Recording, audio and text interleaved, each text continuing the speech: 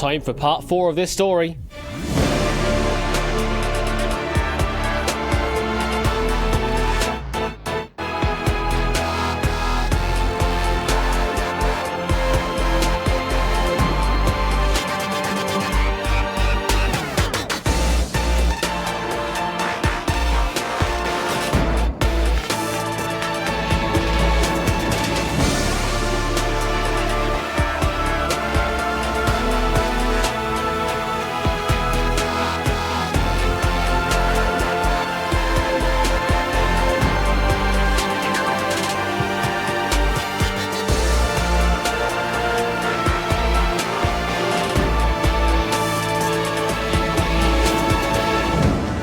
Last time around, Samster took position 3 of guaranteed spots into the finals. Currently, as it stands, Mark, Shapes and Toot are our top 3 on duel score that could get through in those wildcard positions. But anything can still happen. 2 more qualifying episodes to go. This is episode 4.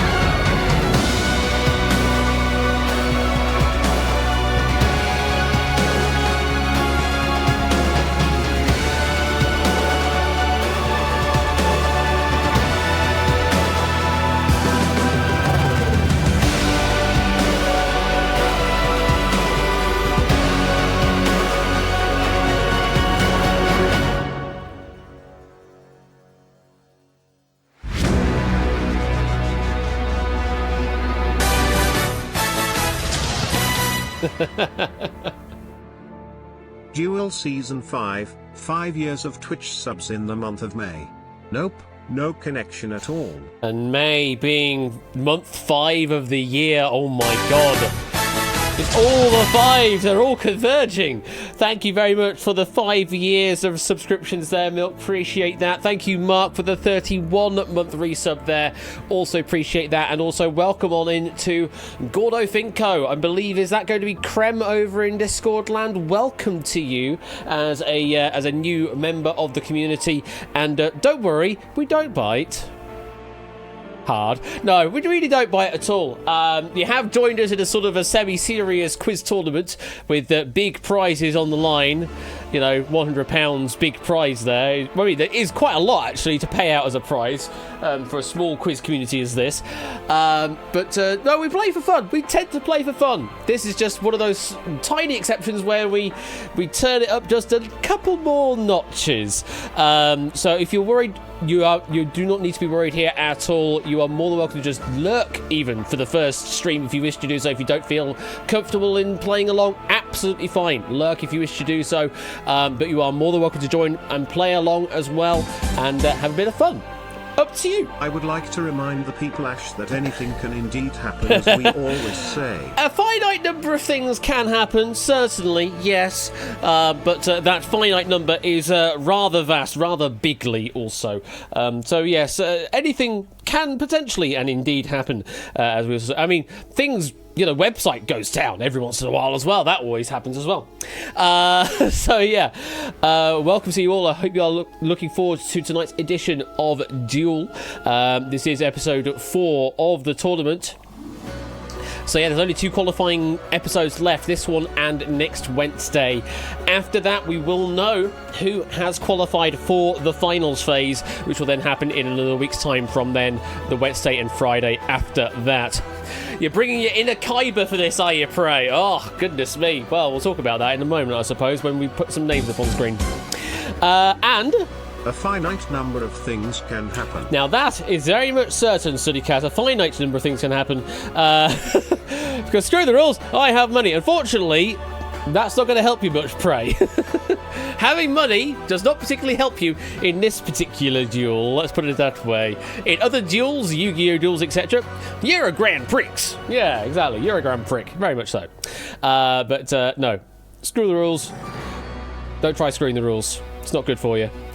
But anyway, for those that do not know how Duel works, here is a quick summary of the rules. If I can find my way to the magical button. Here we go. In each regular game of Duel, players start with 10 chips and 3 minutes of thinking time. Players will be presented a series of multiple choice questions to which only one answer is correct. Place a chip on any answer you think is correct by selecting them on your game screen. You can select as many or as few answers as you like. Once you're happy, lock down your chips to confirm. You will also be automatically locked down if your thinking time hits 0. You will always have a minimum of 20 seconds thinking time at the start of a question. A chip played on the correct answer will keep you in the game, and you get that chip back.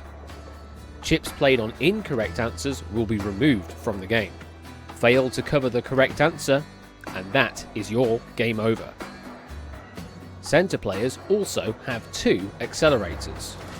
Once a center player has locked down their chips, they can play an accelerator to force everyone to answer within 7 seconds, a valuable tool to force opposition into making an error. If one center player fails to cover the correct answer and the other does, then that is the end of the game, and the winner moves on to the next phase of the tournament.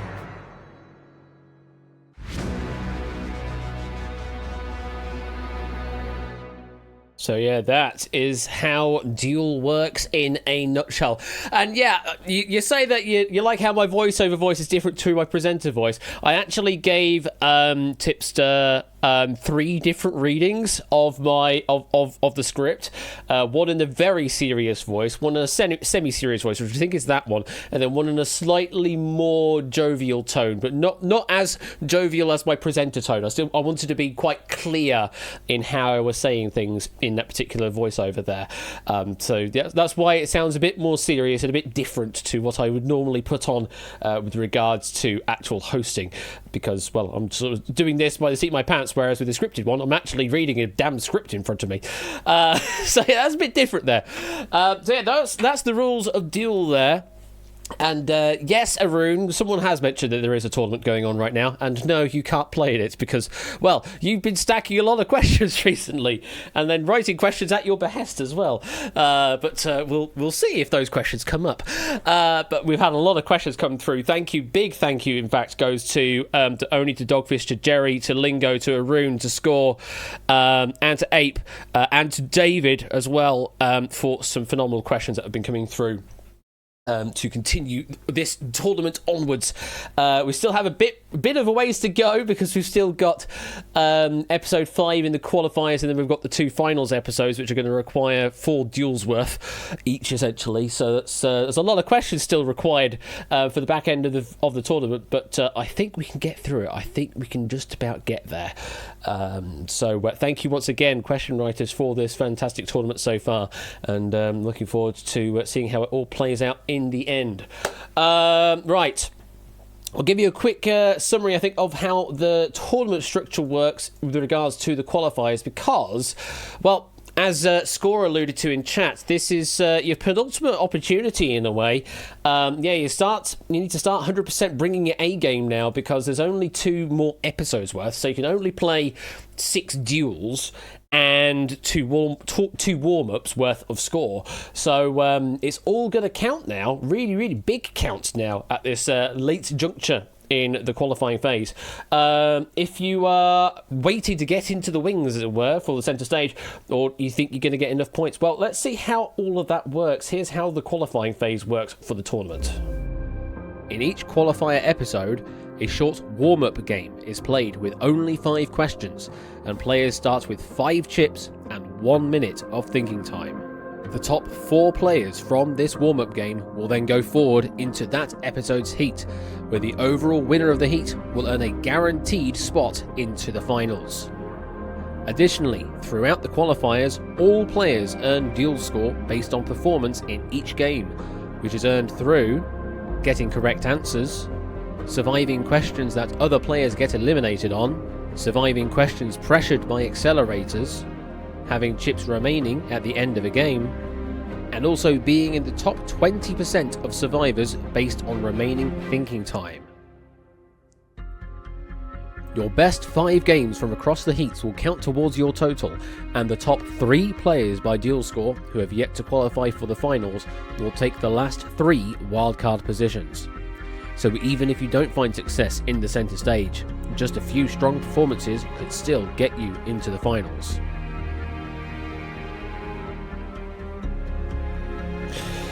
And that is it. That is how you need to play now to get into the finals phase. You need to take either one of the 2 remaining qualifying positions in the centre stage, or try and get as much duel score as you can to get into one of the 3 wildcard positions at the end. Though, of course, if you do get the qualifying position, it still matters how much duel score you earn over the tournament period, because they will end up seeding your position in the finals tournament. So the better you do, even if you have qualified, it is still in your best interest to continue playing on to better your chances with regards to seeding in the finals. Haunts the chat, says Scott. And remember, folks, play fair. Absolutely do play fair. I don't think we've actually seen any issues at all with fairness in this tournament, but still, the point still stands. Please play fair, and C5 is watching you. Instructions are clear. Playing at a if you want to play at a circus, fair. Play at a circus, but just play fair while playing at the circus. And yes, episode 4 already. Yes, indeed. Jerry, sorry, did I not mention your name, Jerry? I hope I did mention your name earlier on. I was mentioning all the question writers, but my brain says I didn't. If I didn't, I apologise. I do mean to say hi to Jerry for some fantastic question writing as well. I don't know why my brain decided to do that, but it did. We have actually got 2 minutes before the first game goes live, so I will actually make the live button happen right now, but you should still be able to register if you wish to do so.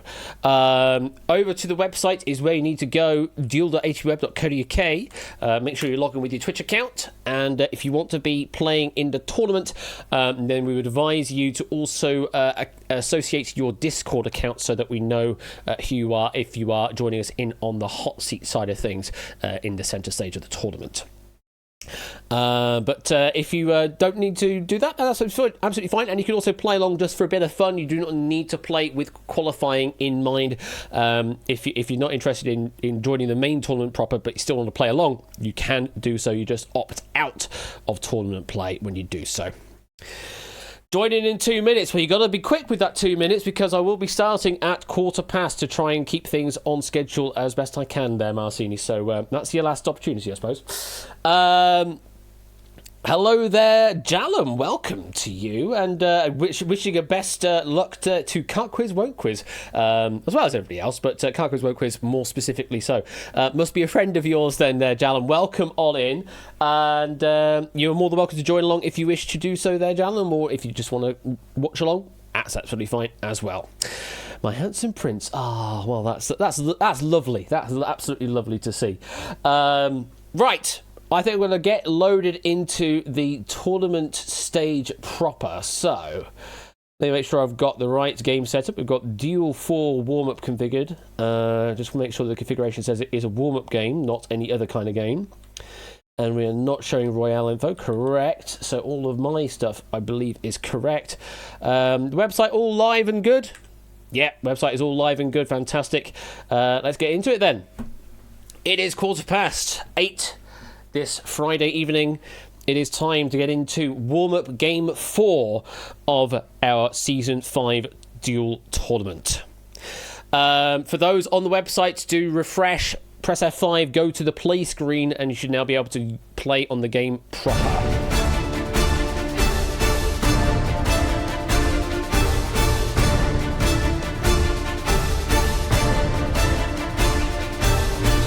If for some reason you can't get to the game screen proper, the play screen that is, make yourself known right now before I start the questions proper. Because once I do start the questions, then I'm not going back. We can't come back and catch you up, as it were.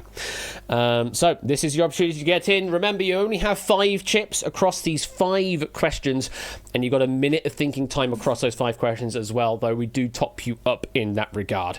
The play button should be there for you to click if you wish to do so. I mean, do so.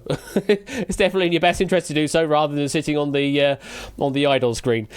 Speak now and forever hold your chips. Yes, indeed. Right.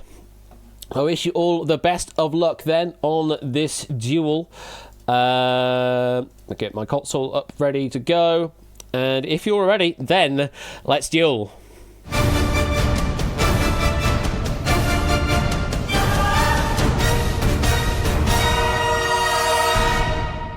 Good luck. And this is question 1. Which of these is not regarded as a mental disorder or mental disease by the American Psychological Association? Neuropathy, sociopathy, encephalopathy, osteopathy.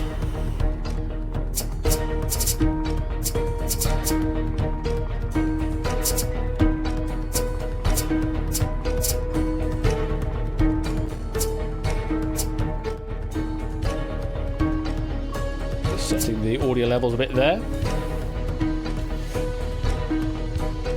Yeah, a bit of a cheerful question to start off with. Which of these is not regarded as a mental disorder or mental disease by the American Psychological Association? Neuropathy, sociopathy, encephalopathy, osteopathy.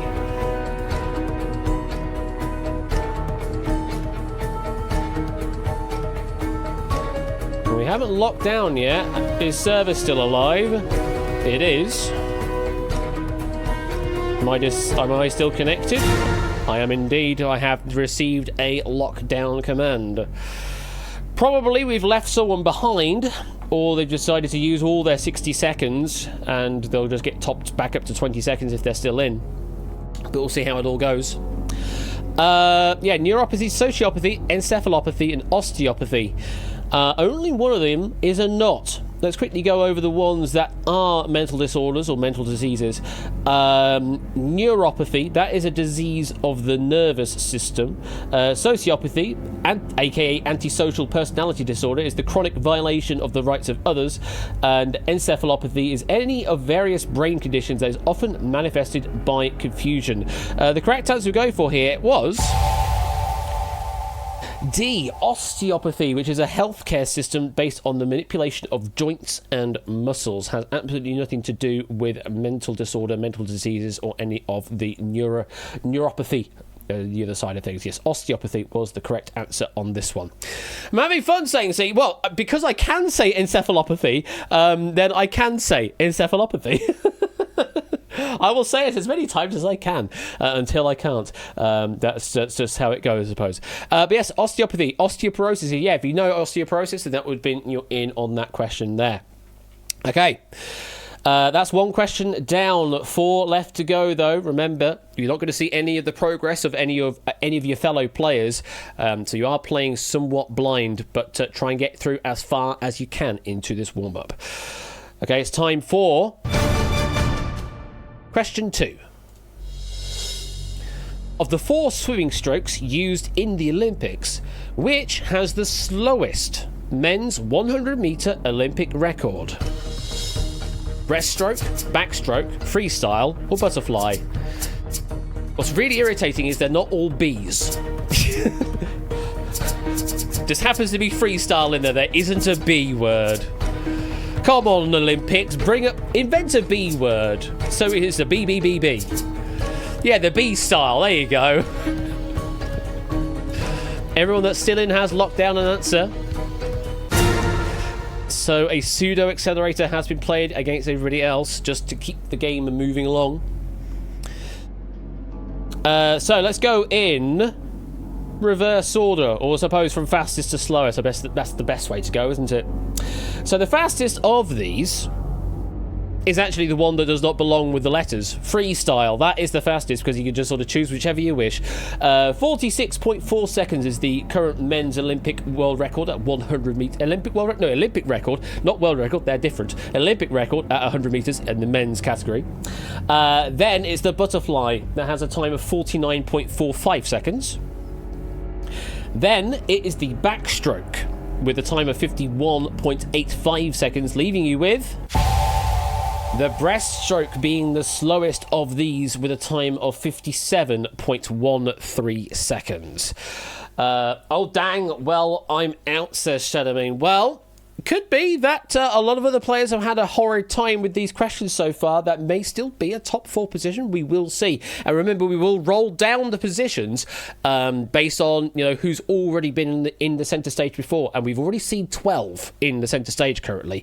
So even if you're in position 13 right now, if the top 12 positions are occupied by players that have already been in the centre stage, you can still get in. So not all is lost right now. All depends on how everybody else has been placed at the end of this warm-up. All right. That's 2 down. And so far, it's sounding like people are not happy. Could be that people are not finding these questions as easy as other warm-ups, but it's how it goes sometimes. Different categories, they're going to favour you differently. Okay, moving on. We're going to go to question 3. Which of these artists or groups did not release a song titled Valerie? The Kinks, Steve Winwood, The Zootons, Mark Ronson.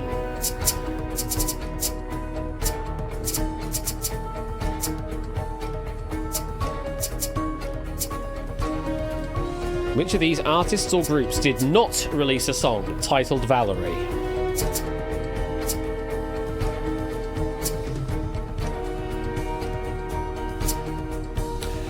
Everyone that's still in has locked down their chips. Everybody else has been pseudo-accelerated against.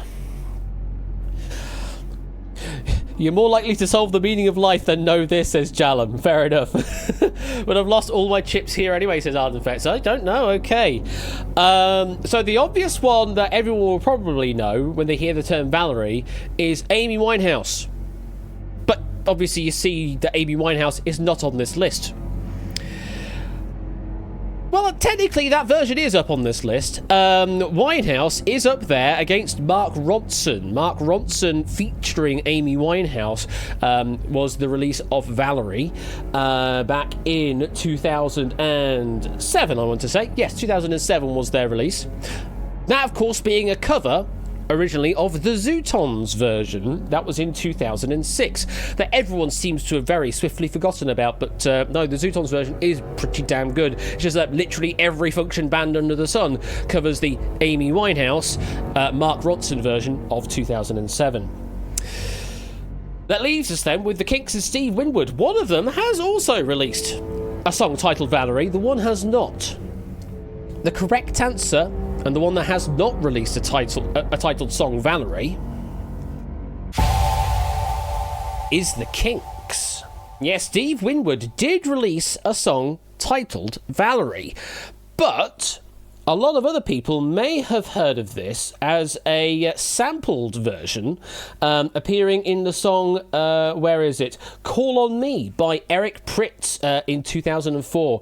Steve Winwood originally releasing Valerie in 1982, but yes, was sampled in a few songs, including the 2004 house music track Call on Me by Eric Prydz.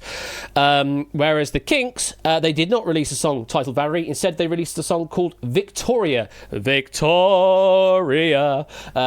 And that was in 1969, and that was also covered by The Fall in 1988 for all of you music buffs out there. So if you can find the V word there that they did cover, which was Victoria, then you're all good. But yeah, three of them Valerie, sorry, one of them Victoria that you needed to find there. All right, 3 down, 2 left to go. We move on then to question 4. If I wanted to fly from New Zealand to the original Old Zealand, which destination airport would be closest? Thessaloniki, Schiphol, Fiumicino, Keflavik. Oh my god, I cannot say things. Fiumicino is C, and Keflavik, there you go, is D. See, I can't say those ones. I can say encephalopathy, but I can't say these ones. These are definitely answers, says Silent Marine, yeah. Yeah, they're definitely answers, you're absolutely right. So yes, if you wanted to fly from New Zealand to the original Old Zealand, which I suppose in modern parlance should really be spelt Zeeland, though in English we do still refer to it as Zeeland, despite there also being a Zeeland in Denmark. No, we're actually talking about the region in the Netherlands, specifically in the southwest of the Netherlands. So we are kind of looking for a Dutch airport, and the one that is here, and that is a Dutch airport, is B. Schiphol Airport. Yeah, very, very big airport. It's got like 6 runways or something crazy like that, and is a bit of a European hub airport. I've certainly flown through Schiphol a couple of times, been there directly as well in Amsterdam. Not playing this, and my head already hurts. Don't know how you're all doing, says Only. But yes, Schiphol was the correct answer. The other ones, let's go over the information. Yeah, Fiumicino, that's in Italy. Keflavik is in Iceland. And Thessaloniki is in Greece. Those are all of the other countries for those particular airports, but Schiphol was the one we're looking for there. Mark say that they are still in with 4 chips. Well, I mean, with that then, Mark, you can guarantee yourself a correct answer with 4 chips. But remember that we do also order by the remaining number of chips you have at the end. So maybe you may want to cover only a couple of answers and try and keep some in reserve. It's entirely your game to play. Either way, we move on to the final question of the warm-up, which is question 5.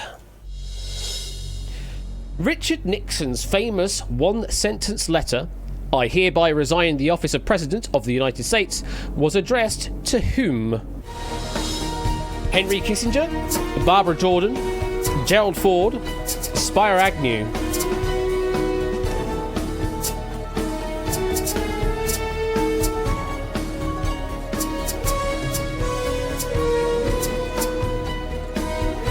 Richard Nixon's famous one-sentence letter, "I hereby resign the office of President of the United States," was addressed to whom?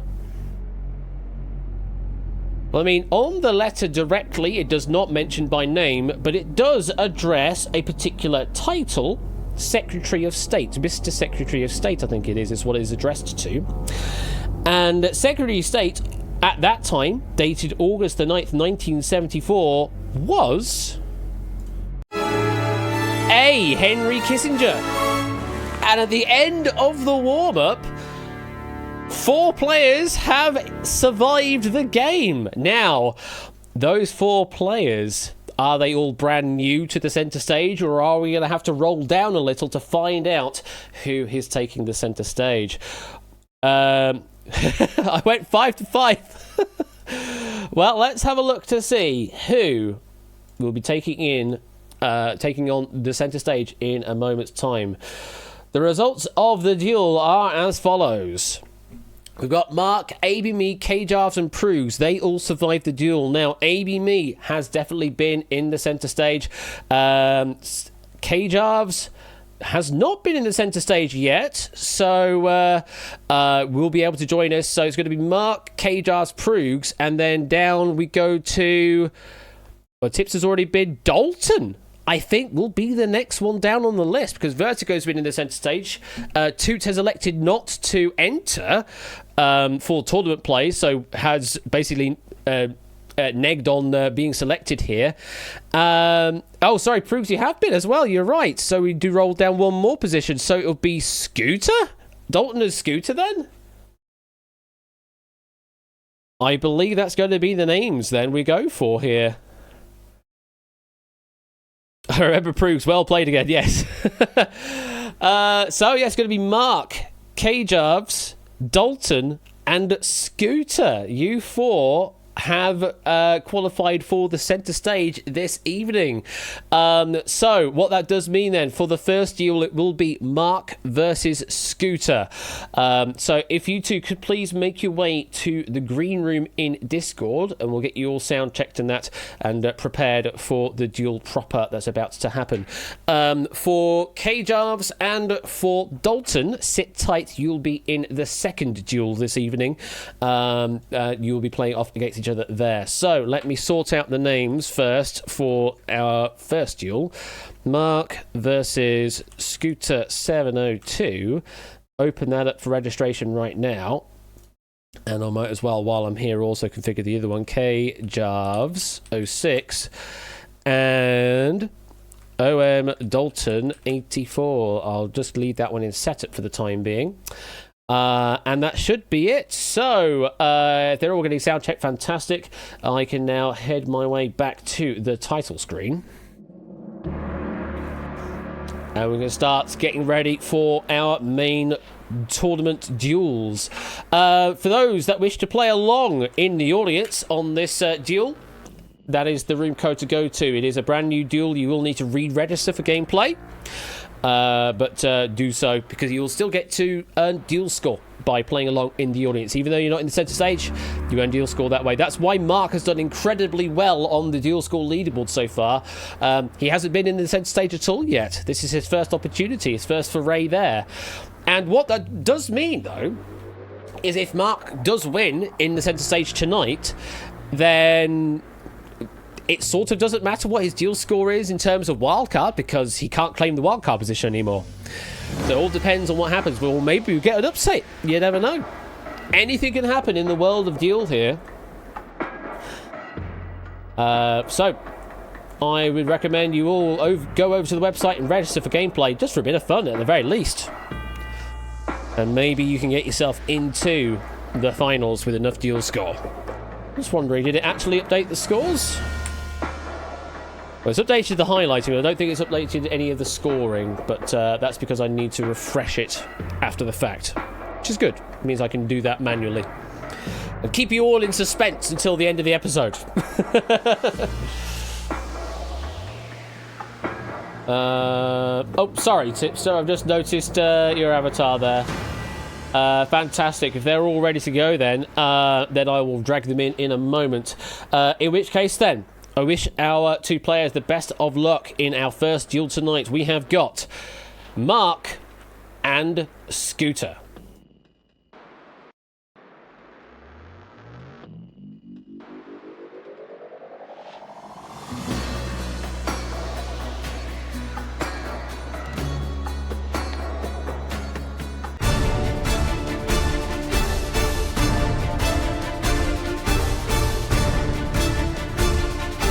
Oh, I've loaded up the wrong one, apparently.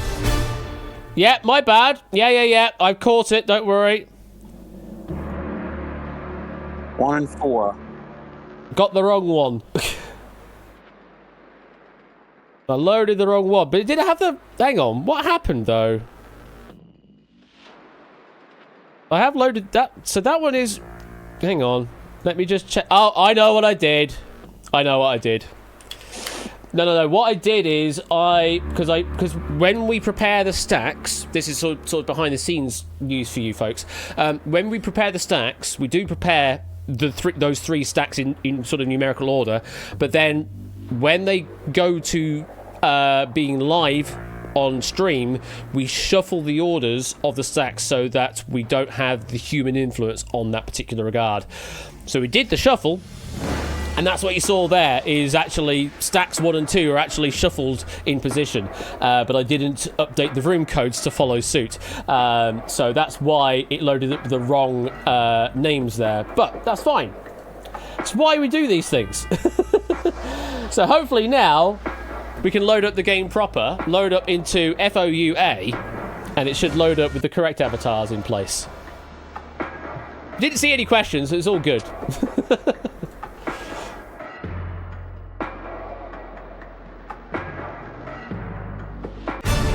There we go. Hey, that's me. Good evening to Mark and good evening to Scooter, and welcome to the Duel Tournament. Mark, you've been doing incredibly well in this tournament so far. Currently position 1 on the score leaderboard with just over 1,000 duel scores to your name.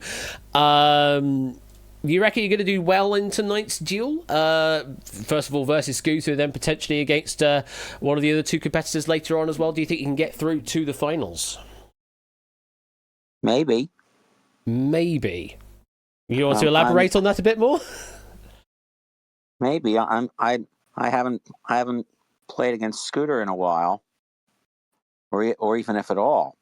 It has been quite a while since we've had Scooter playing along, but it's always more than welcome to see. And we'll see how well you do fare against Scooter there. Scooter did do quite well to get through into the tournament proper. Did not survive all the way in the warm-up, mind, but did pretty well to get where he did though. Scooter, good evening to you. How you doing? I'm doing very good. How are you doing, Ash? Yeah, very, very well indeed. Trying to remember, when was the last time you were here? Up on studio. This is the first time. This is the first time in the studio proper. I'm trying to think of what other streams. What was the last stream you were at? So I'm trying to think now. Oh God, it's been a long time. It's been a few weeks. Graduating school, so I was focusing on that a lot. Have a break day. Next week's my last week, but I figured, night 4 duel, I want to come and I want to be here, and somehow I managed to qualify. Well, the thing is, as we go further and further into the qualifying stages, obviously, 12 players have already had the opportunity in the centre stage. So we keep rolling down the list, and that's how we've gotten to you getting a selection there. It's just, you have played incredibly well to get here, and we'll see if you can get through to the finals. Do you think you could beat Mark tonight? Mark is definitely a tough opponent, just seeing how he did, but anything is possible, end of the day. Absolutely, anything is possible. It just takes one question and a bit of a, bit of misfortune on the other side. Just a chip in a chair is all you need to win this game. You can now refresh your screens over on your browsers, so you should now be able to go over to the game screen proper, and that extends also to our audience members as well. The only tech issue that we were mentioning, Shapes, was that it was loaded up the wrong game at the beginning. That's all. We just loaded up game 2 rather than game 1. It's all good in the end. Right. Just a quick summary then for our players here and for everyone else out there. Each player has 10 chips. You have 3 minutes on your clock. And you also have those 2 tasty accelerators apiece as well. Make those count. We have seen them go to great effect in a couple of the duels, and then some duels just didn't use any of them at all. Like the whole of episode 1 had no accelerators whatsoever. But also, we only went to question 3 in every duel, so, things happened back then. I'm hoping we can get to at least question 4 in each of these duels. Mark, are you ready to play? Yes, sir. And Scooter, are you ready to play? I'm ready. Okay, then, for the first proper duel of this evening, then, let's duel.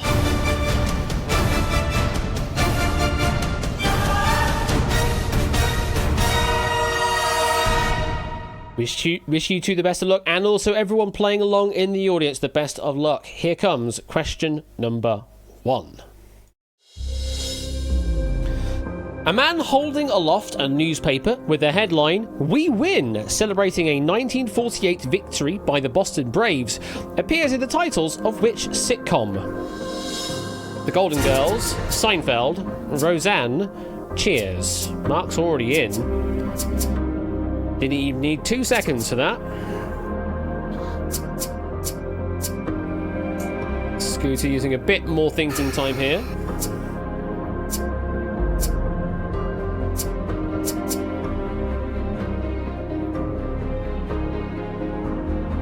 "28 players currently locked in, 3 more left to go, including Scooter.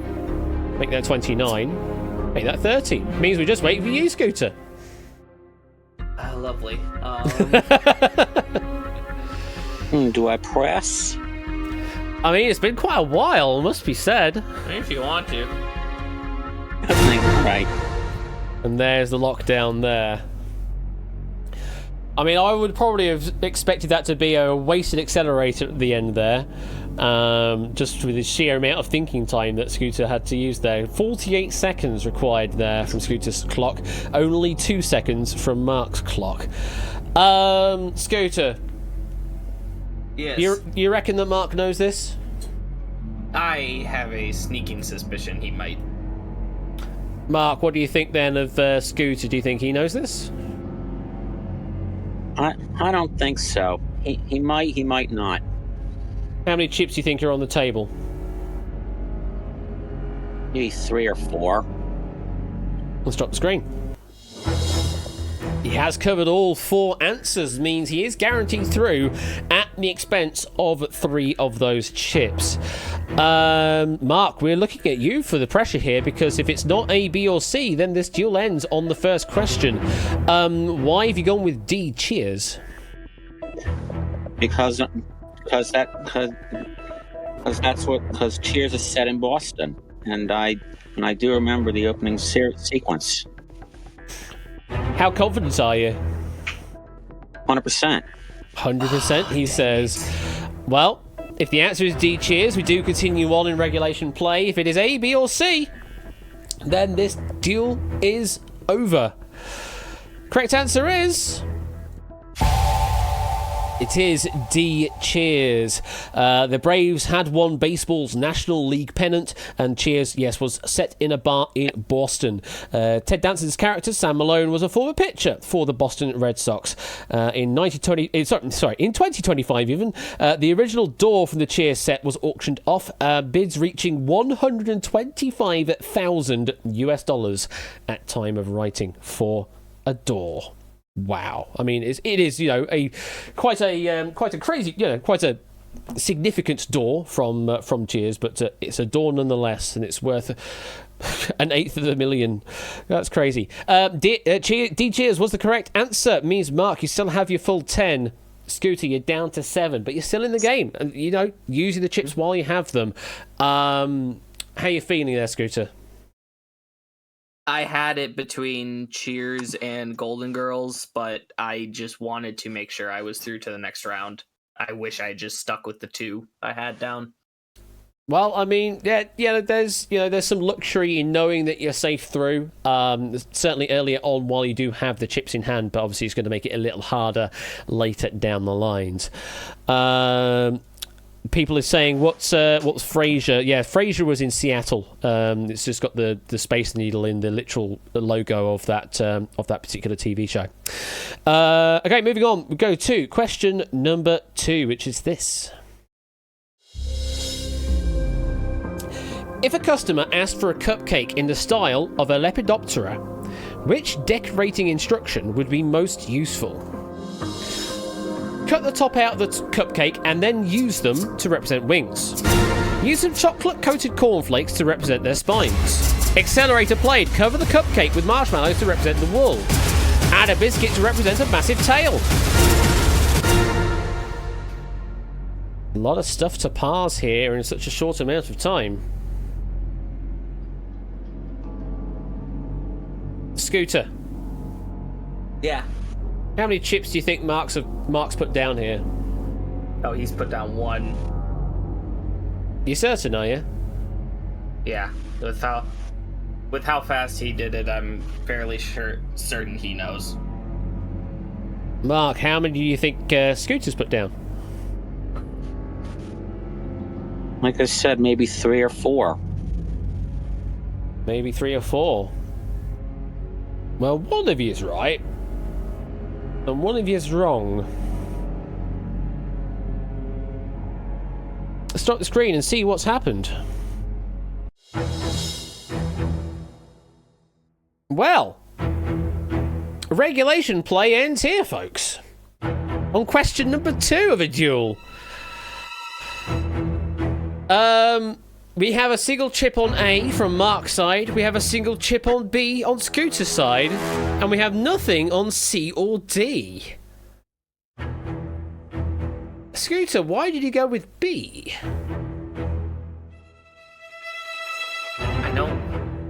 I want to say leopard has something to do with like spots, because I want to say it's leopard-like.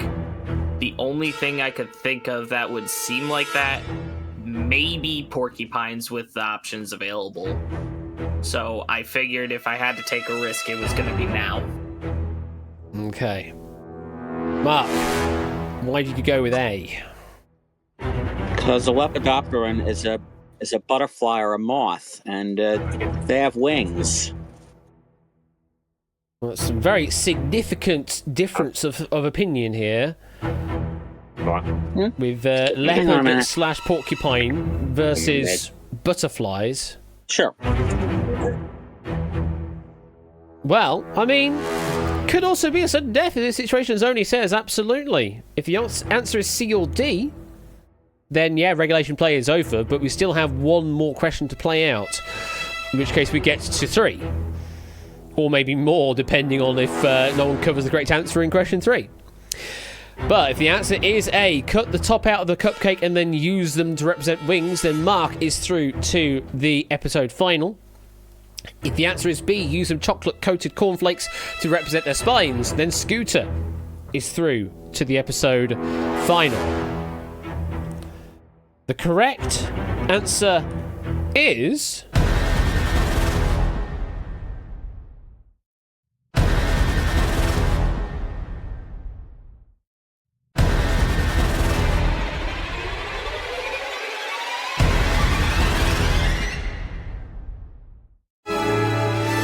It is A, cut the top out of the cupcake and then use them to represent wings.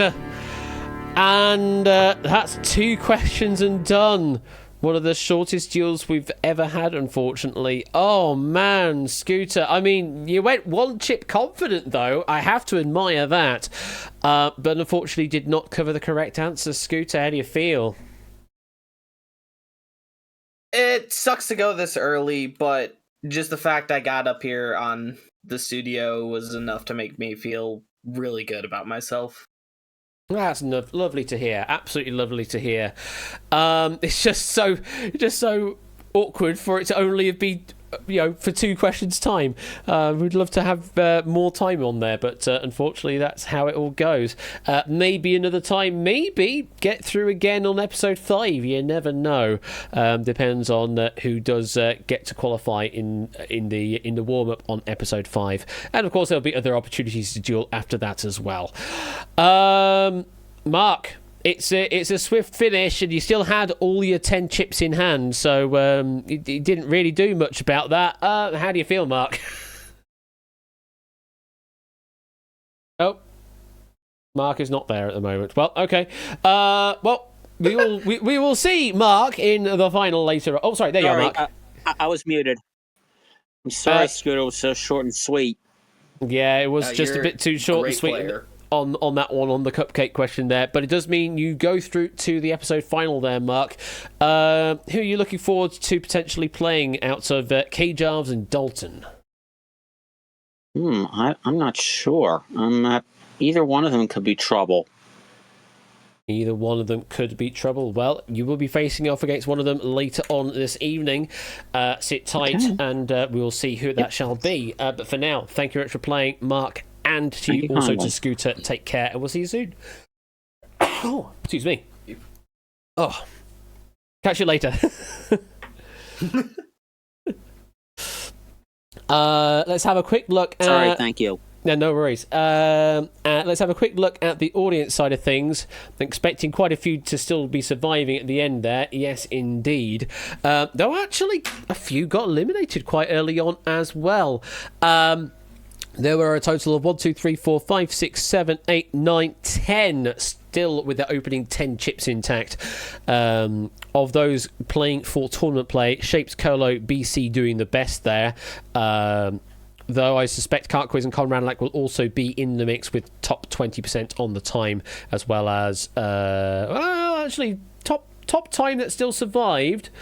Actually, K-Jarves might be in the mix there. Given 2 minutes and 48 on the clock there, so yeah, K-Jarves may have done some decent work there, getting some extra duel score there while getting ready for the next duel. But that's how that all stands there. But we've got to do it all over again as we go over to the next duel this evening. The website has already been updated. You can now register for play for the second duel this evening.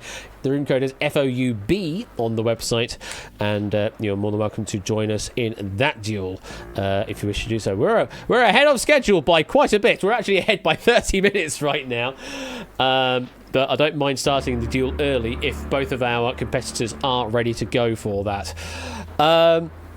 How are you finding the duels there, folks? I mean, it's not much to really you can really say when it's only 2 questions. When it's only 2 questions long, it's very much like the first episode when there were only 3 questions long. It was just very difficult to say anything about it.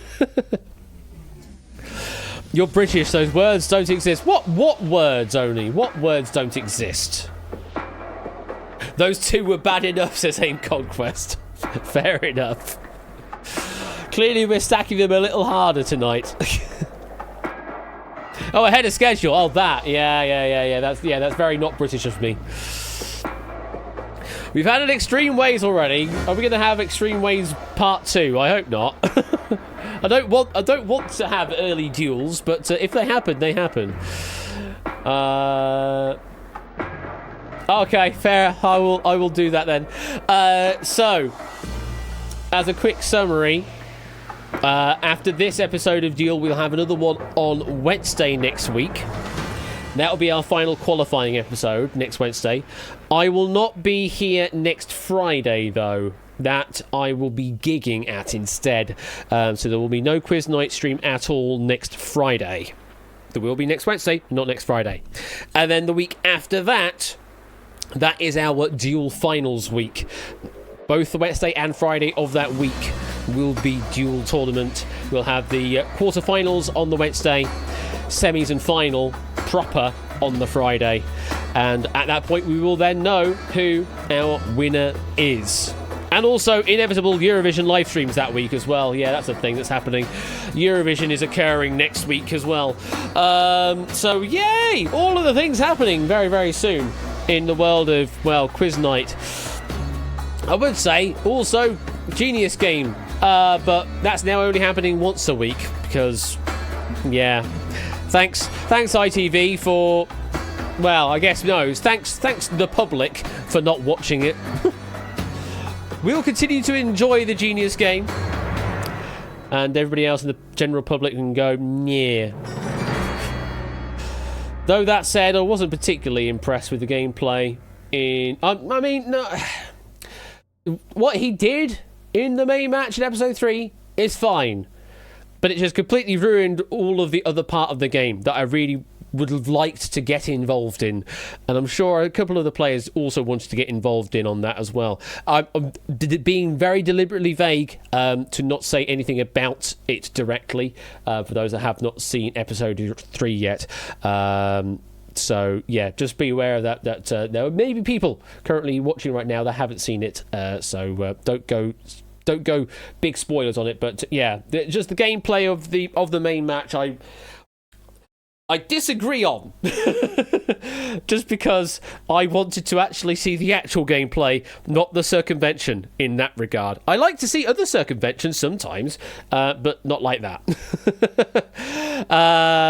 Though the death match, it's an absolutely classic death match. Again, I'm not going to say which it is to avoid spoilers, but an absolute classic of Genius Game, and was played, I think, pretty much exactly as I expected it to go based on the profiles of the particular players.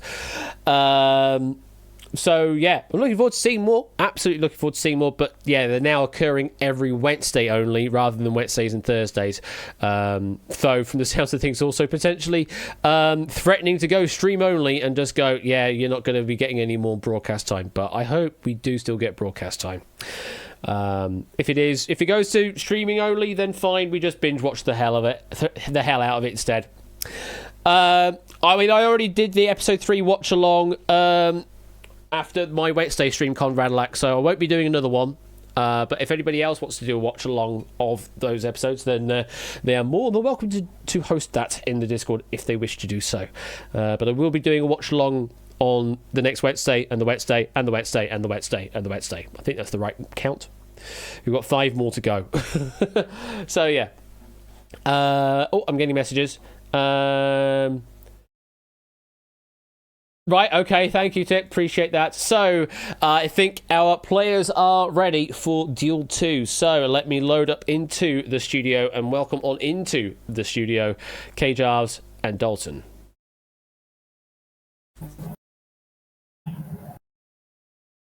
Evening, Ash. Good evening. Hello. Then.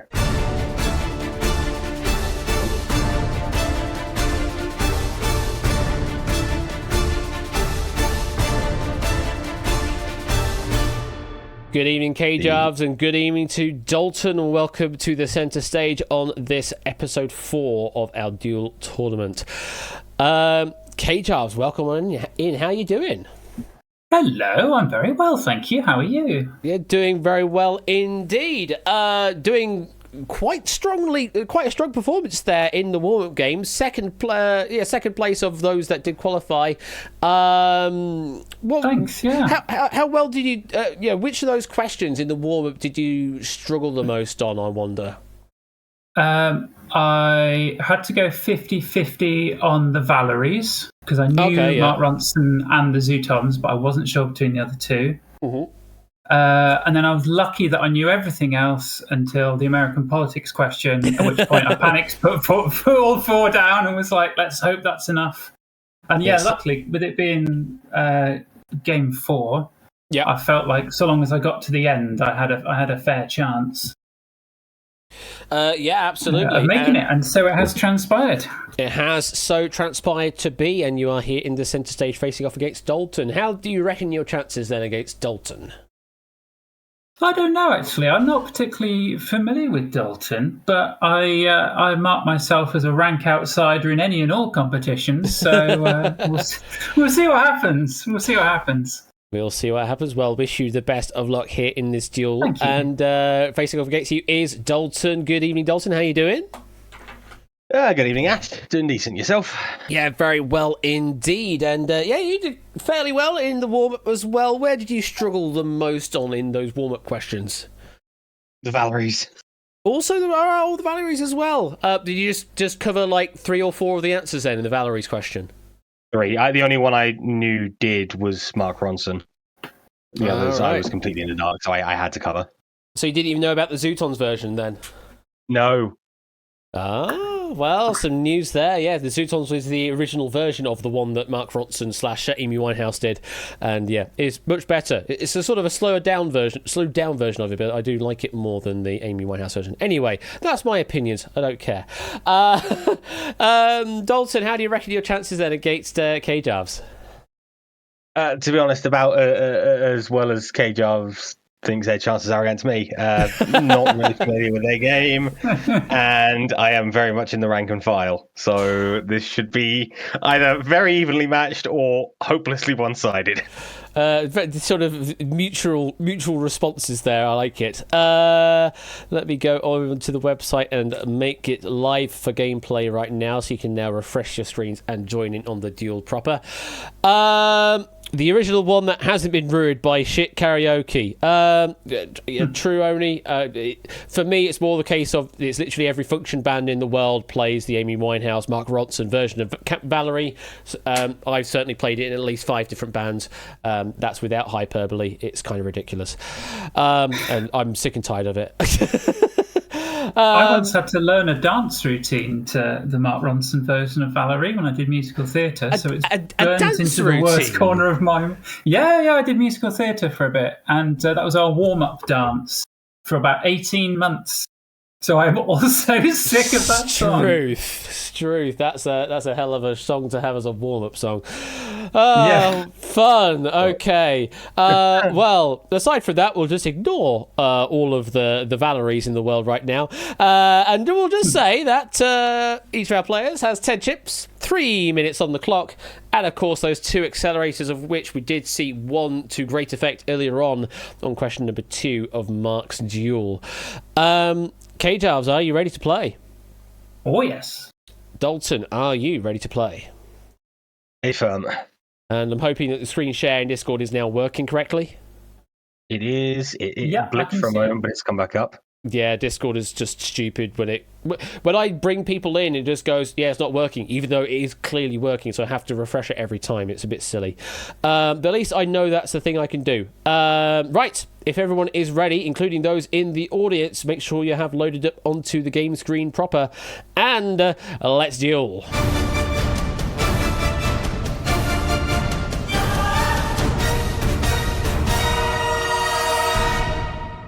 Good luck. Here comes question number 1. Tell me, what's the capital of Madagascar? Is it Antananarivo, Antananarivo, Antananarivo, or Antananarivo? How many Nas? From 0 to 3.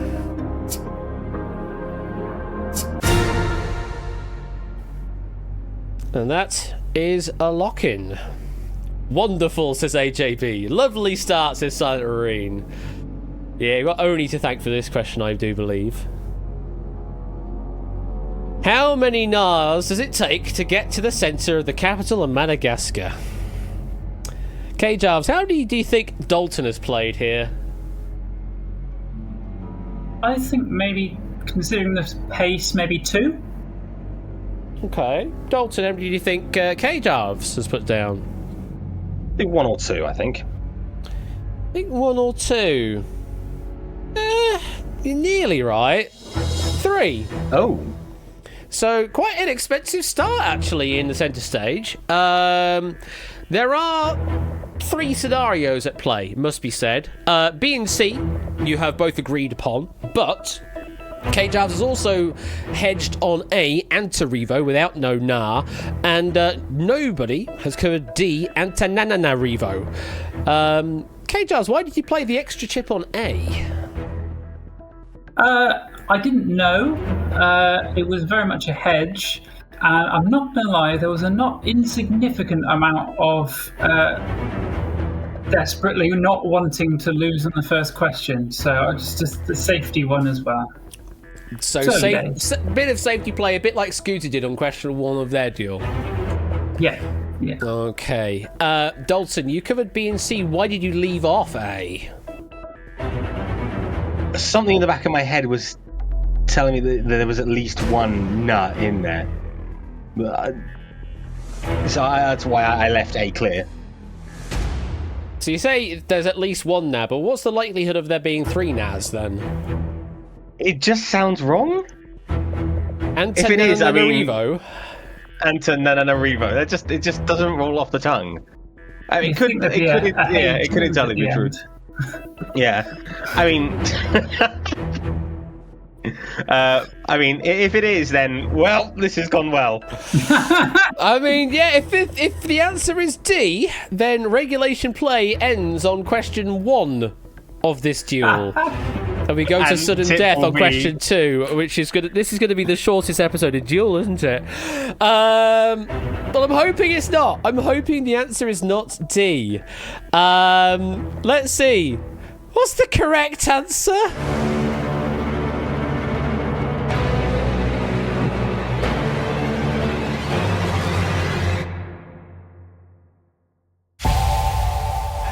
Good. We're moving on to question 2.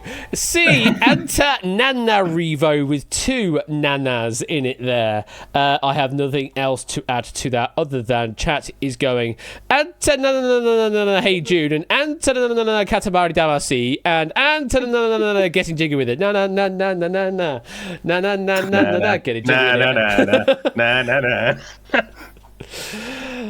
There's no limit. Okay. There's a nana. Yeah, tips are going. If the answer is A or D, I'm going to have to fill for time with footage of bunnies or something. I mean, we could definitely do that. I have no problem with that. But we are through the question. K-Jarves, you're down to 8 chips. Dalton, you're down to 9 chips. But this is early stages. We've got plenty of gameplay still to go. And ASH, hello. I don't agree. The capital of Madagascar is Antananarivo. Antananarivo, apparently. Thank you there, Marcy, for the 100 bits there. Yeah, unfortunately, we are still on backup voice mode, so there's no point in using the hashtag. It won't work right now. I still need to fix all the things because Twitch... See previous stream for rant about why it didn't work. Anyway...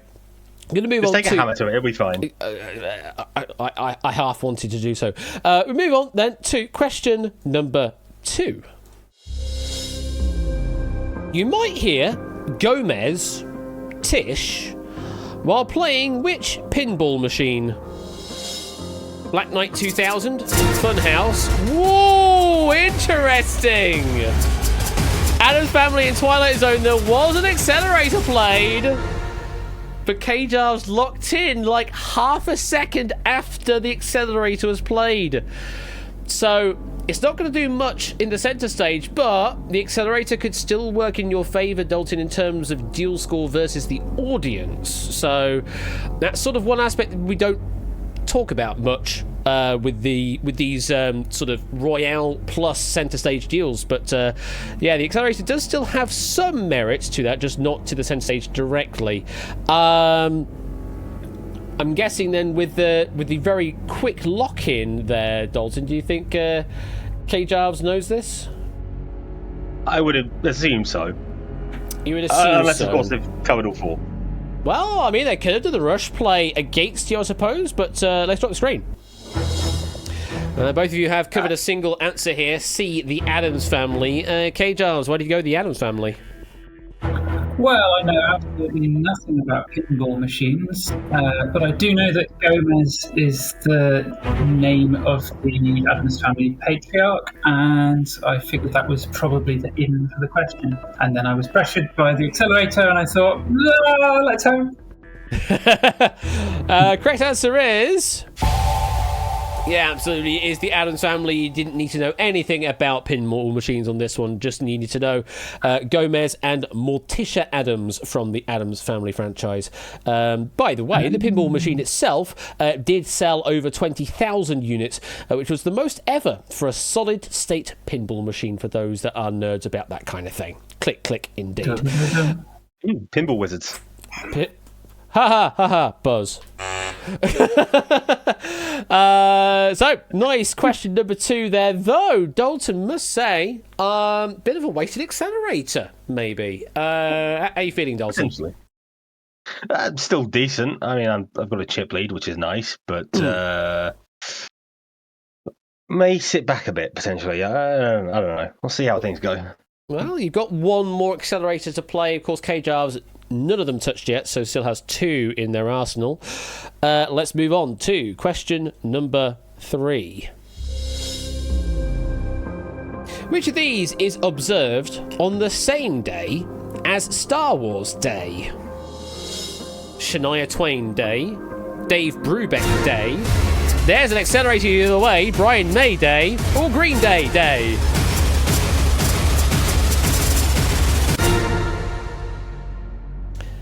There is the accelerator going t'other direction. K-Jarves, how many chips do you think Dalton's got down on the table? I'm hoping 4. You're hoping the accelerator has done the damage? Well, yes. That is generally the reason we play these things, I think. Yeah, but you may be surprised. I mean, obviously, you were able to lock down a single chip against Dalton's accelerator. Good point, actually. Yes, immediately disregard what I said. Dalton, how many do you think K-Jarves is down here? Probably 1 chip, I'd imagine. Probably 1 chip, you imagine. Well, let's stop the screen. Yeah! There's quite a few chips on the table. In fact, there's 4 on each side, so you're both guaranteed through no matter what. Just you're both going to lose 3 chips on this exchange. Spend. So no idea on this one, K-Jarves? No, and I knew that Star Wars Day was May the 4th, and I figured with it being last week, I didn't want to give Dalton the chance to try and remember something they might have seen last week. So I was like, just get it down, get it played, get through the question. Fair enough. Dalton, any ideas at all after the fact? Not the foggiest. I mean, Brian May Day sounds plausible because, I mean, May is in the name, but to be honest, I just don't really have a clue, so I was probably going to put 4 anyway. Well, you're both through no matter what. Only's interesting point there. Yeah, might do numbers on the audience knockouts, though. Correct answer for this one was B, Dave Brubeck Day. Now, the reference here, you need to think about the numbers in May the 4th. So you're looking at 5/4 or 5/4, or maybe thinking of the time signature 5/4, because Dave Brubeck they penned the track Take 5, which is the time signature 5/4 there. 5 beats in each bar of that. The famous jazz standard was first recorded in 1959 by the Dave Brubeck Quartet. That was written by Paul Desmond wrote it. Dave Brubeck Quartet played it. That's those are the correct words I should be providing there. But yeah, May the 4th be with you on Star Wars Day. Also, enjoy the Take 5 on that particular day. May the 4th is also World Laughter Day, National Candied Orange Peel Day, and International Respect for Chickens Day. So get your chickens out, folks, next year, and have your respect for chickens on May the 4th in 2026. Why not? Big sell for something. Yeah, something like that. So as it currently stands, after those 3 questions have been played out, Cage Artsy down to 5 chips, 2 minutes and 43 seconds and 1 accelerator. Dalton 6 chips, 2 minutes and 38 and also 1 accelerator. So 1 accelerator apiece, and we're already starting to get to the halfway point in terms of the chip stacks as well. Cage Artsy, how are you feeling right now? I'm having a lovely time. Having a lovely time. Well, we're not here for lovely times in the Duel Center Arena. We're here for a difficult time, a testing time, I don't know. I can't think of a third hyperbole. Let's just continue on. Fiendish time. Fiendish, thank you for that. Yeah, there we go.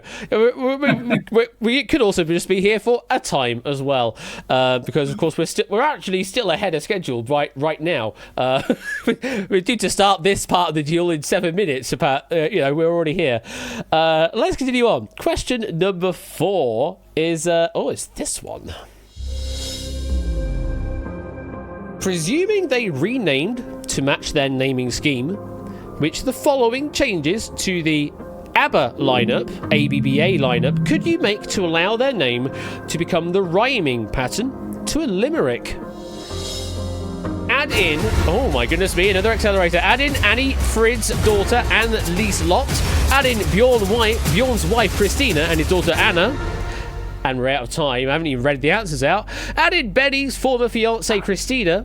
Or politely but firmly ask Agnetha to leave. Well then. That was fast. Do you think it did the damage there, Dalton? I'd hope so. That was the intent. K-Jobs. Do you think Dalton knows this? I don't know. I can tell you I now know it, having had some thinking time. But the accelerator's stopping you from doing so. Maybe. But I suppose that does mean that that's the end of Dalton's accelerators, means you can't be pressured anymore. Sweet relief. Sweet relief, indeed. Let's drop the screen. Well, I do say sweet relief, but the problem is now, because you're both losing another 3 chips, means you're going to be in very sketchy territory so early on in this duel. K-Jarves, you'll be left with 2. Dalton, you'll be left with 3. Neither of you will be able to cover all of the answers from this point onwards. So you're saying you've got an idea of this one now, K-Jarves, with a bit more thinking time? Yes, because the limerick is 5 lines. So it can't be D, because that would be down to 3. And there's only two different kinds of rhyme in a limerick. I think it's AABBA. So I think the answer is A. And had I had 20 or 30 seconds, I would have got there. But good accelerator play. Correct answer exactly was A, adding Annie Frid's daughter, Anne Lieslotte. As you say, we are trying to create the rhyming pattern of AABBA.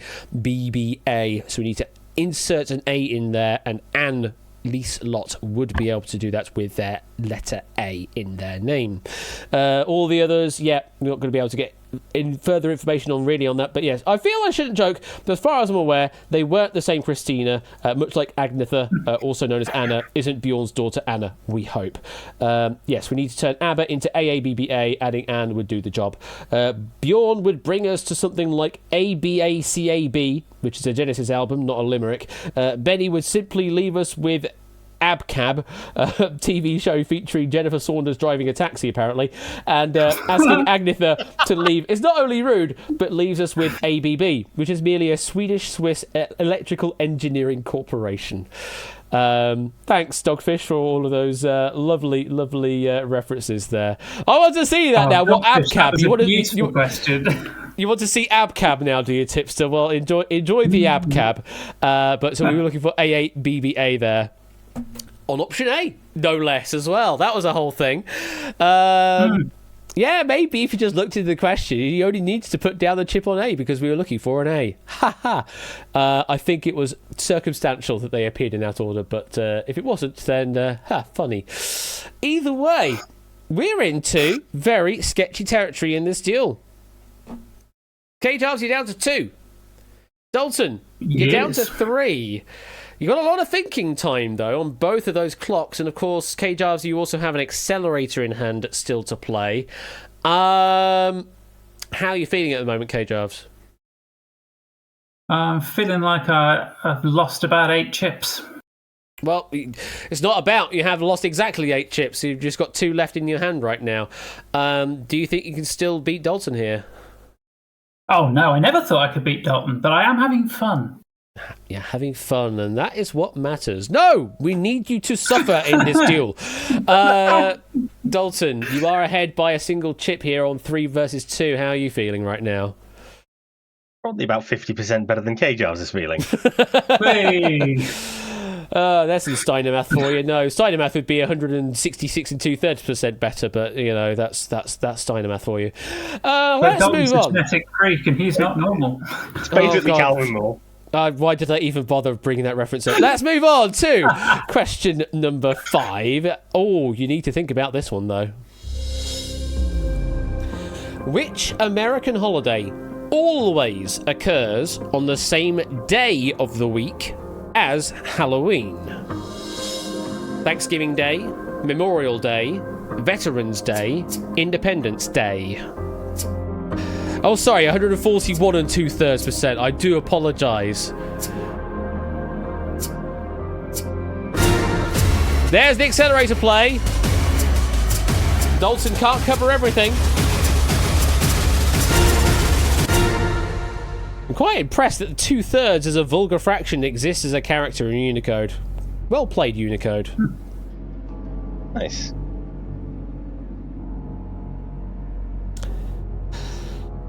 Dalton, you know that K-Jars only has 2 chips. Do you think both of those chips are on the table?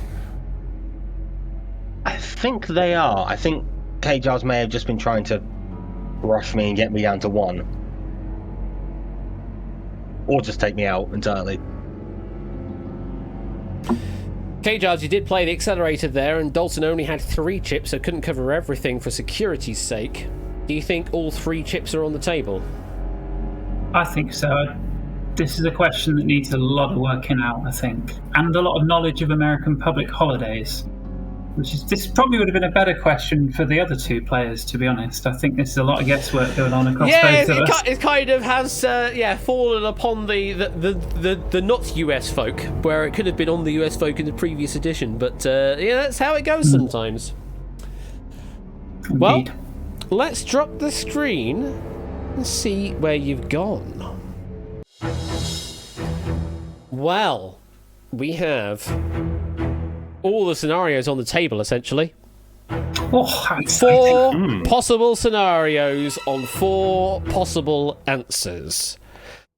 First of all, you have both agreed on D, Independence Day.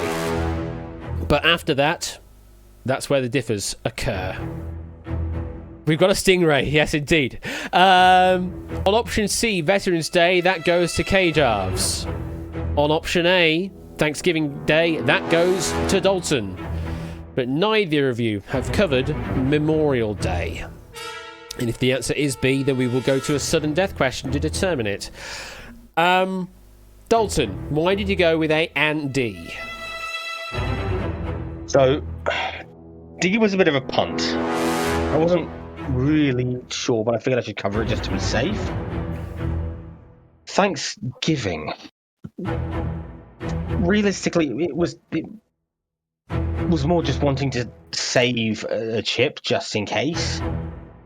It was sort of pick 2 and hope. Those were the 2 I picked. If you were to put your other chip down, which answer would you put it down on? Gun to my head, I'd say Memorial Day.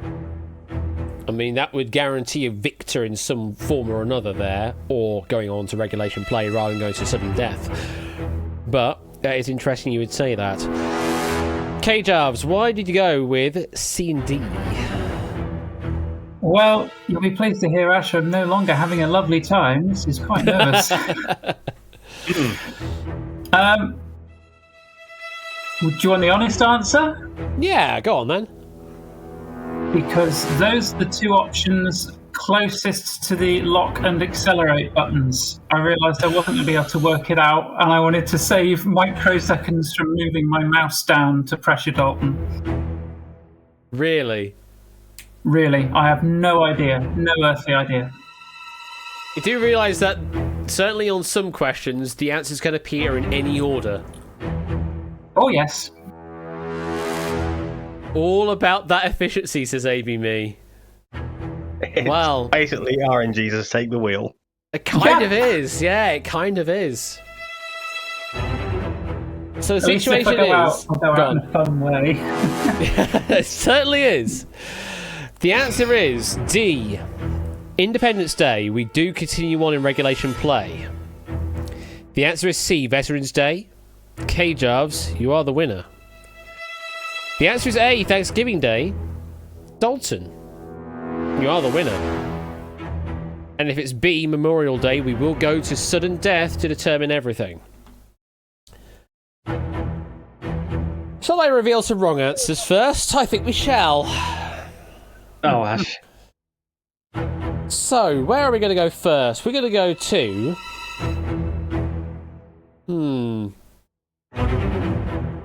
We're going to go to this day that always occurs on the 4th Thursday in November, and so couldn't possibly match Halloween all of the time because Halloween occurs on a specific date in the calendar and will shift onto different days each year.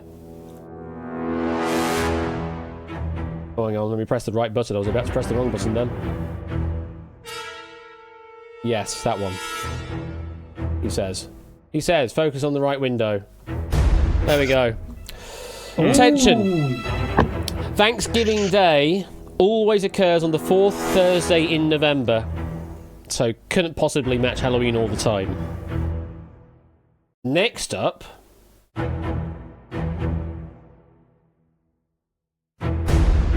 It's not Veterans Day either. Oh no! Oh god!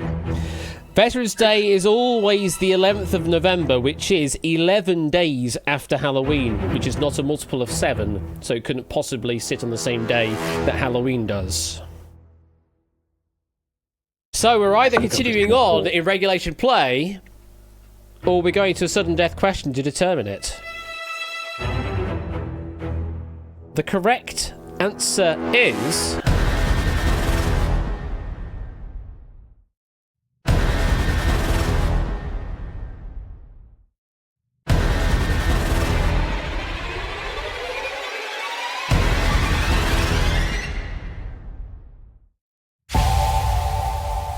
We continue on. It is Independence Day, the one closest to the lock-in button.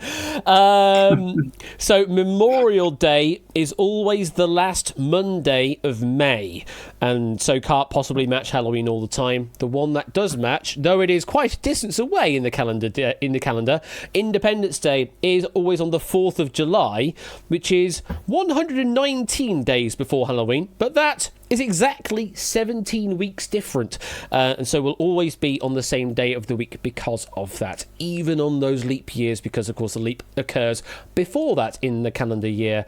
So yeah, 17 weeks different, always will occur on the same day of the week as Halloween does. Well, there you go. There's a nice little fact that you didn't know before, maybe. But Independence Day was the correct answer. We are still in live play, but, and it's a big but here, K-Dubs, you're down to one chip. You must cover the correct answer and only the correct answer. Dalton, you do have a bit more luxury. You have 2 chips remaining, so you can do a bit, at most, a 50-50. There are no accelerators left in play. It is now just down to your own personal thinking time and your chip stacks. Mark says, are 2 chips better than 1? Well, we will see. We will wait and find out. I mean, it's certainly easier to cover the correct answer with 2, but so long as you have a chip in the chair, you are still in this game. We are not yet in perfect duel territory. We are very, very close to that, though. Let's continue on to question 6 of this duel, which is the following. Only 6. How many times does the letter R appear in the usual 2-word English name of the man who was the FIDE World Champion in 1990? 1, 2, 3, or 4?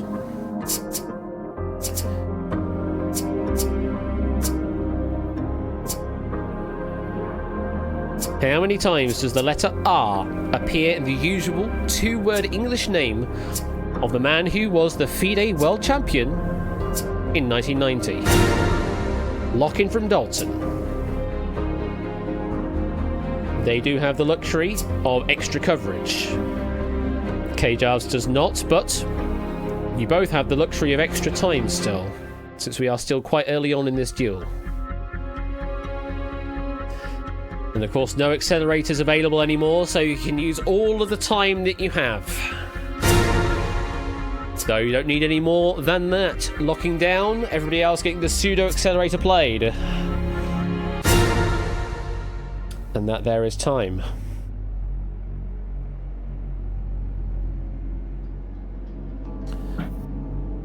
Dalton, how many chips do you think K-Jarves has put down on the table? Well, I don't know. I think K-Jarves might have played 1. You think? Yeah. I mean, it'd be a bold strategy otherwise. It's a bold strategy, Con. Let's see how it plays out for him. K-Jarves, how many, though, do you think Dalton's played? I think probably 1 or 2. Would you like to narrow that down to one option? No, thank you. Thank you. Thank you for surmising everything that could have happened at this point in time. You're very welcome. Thanks for having me on the show. That's quite all right. Let's drop the screen and see where the chips are. All 3 chips are on the table, and you have made an agreement on A1. But Dalton, using a second chip, also going on B2. I should note I had a thought not long after locking down, and I am now very concerned. You're now very concerned because? Because something in the back of my head is screaming Gary Kasparov. Right. And I think that's 3. Because I think there's 2 R's in the Gary. You're having a bit of post-lock-in regret. Yes. K-Jarves, why did you go with 1? Well, I don't know much about chess, or many chess players. But I do know that Russians are quite good at chess. So I thought, who's the first Russian I can think of? And it was former Eurovision contestant Sergei Lazarev, who has one R in his name. And then I thought some more Russians. I thought Dima Bilan has 0, Polina Gagarova had 1, Putin's got 0, Boris Yeltsin had 1. So it was mainly 0 and 1 R Russians I was thinking of. I really don't know. Well, that's interesting. But it's the furthest from the lock and accelerate buttons. What were you thinking? Thank you, Amy. So the situation here is, if the answer is A1, we will go to perfect dual territory with a single chip each. The answer is B2. Dalton, you are the winner of this duel. The answer is C3 or D4. Then we will go to sudden death to determine the winner of this duel. And I might stick a block of C4 under the table.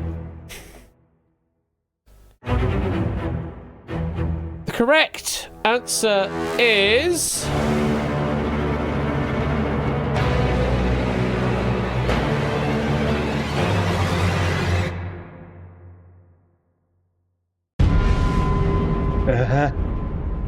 Your post-lock-in regret was correct. It is C3. The correct spelling is of Gary Kasparov. 2 R's in his first and 1 R in his second name there. And certainly in the English spelling of Gary Kasparov, who was at the time FIDE World Champion in 1990. Was FIDE Champion from 1986 all the way through to 1993 when he formed his own breakaway professional chess association with Nigel Short instead. So, after all of that, we reset the board essentially. It all comes down to one single question to determine our winner of this duel. Now, here's a quick summary of how sudden death works for this. You will each be presented one question. You'll have 4 chips to play with and 1 minute of thinking time. You are free to play however you wish with those chips. Because we give you 4 chips, you can guarantee you the correct answer. But what we will do is order you in the following metrics first.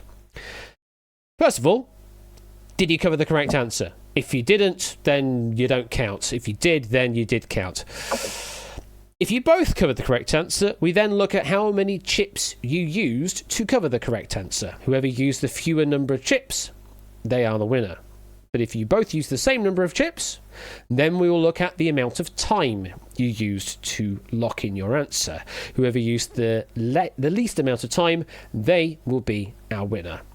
Are you both happy with that? Yes. Yep. Okay. And if they use the same amount of time, then we all lose our collective marbles, because that shouldn't happen. In the world of actual physics, when things happen in a deterministic order, that shouldn't happen. For the audience, you do get to play along this question to try and get a correct answer for some extra duel score, but as for the result of the duel, that has now occurred. So if you survived that question, then you will have deemed as surviving against the hot seat players, and you'll get duel score bonus because of that. This final question, you're just getting bonus duel score for a correct answer. Everything else has already been determined for the purposes of scoring the duel. Okay. If you're all ready, good luck. This is question 7. This is the sudden death question of this duel. The theme tune to Jonathan Creek is based heavily on a piece of music by which composer? Camille Saint-Saëns, Giacchino Rossini, Sergei Sergeyevich Prokofiev, Barrington Fellon. K. Jarves was in first, then Dalton. So in terms of time, it will go to K. Jarves. But it all depends on how everything else played out. K. Jarves, how many chips do you think Dalton has placed here? I think 3. I think Dalton maybe knows one it isn't and has covered the others to be safe. Dalton, how many do you think K-Jarves has played here? 2 or 3. 2 or 3.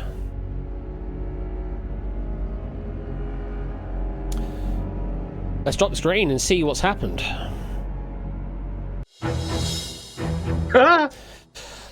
So, we have guaranteed a winner from this question. But it's very interesting reading. Though K-Jarves has covered all 4 answers, K-Jarves cannot win if the answer is A or B, because in either of those cases, Dalton wins by number of chips used. If the answer is C or D, then K-Jarves will win, because Dalton did not cover those answers. So it all comes down, really, to Dalton. How confident are you that the answer is either A or B?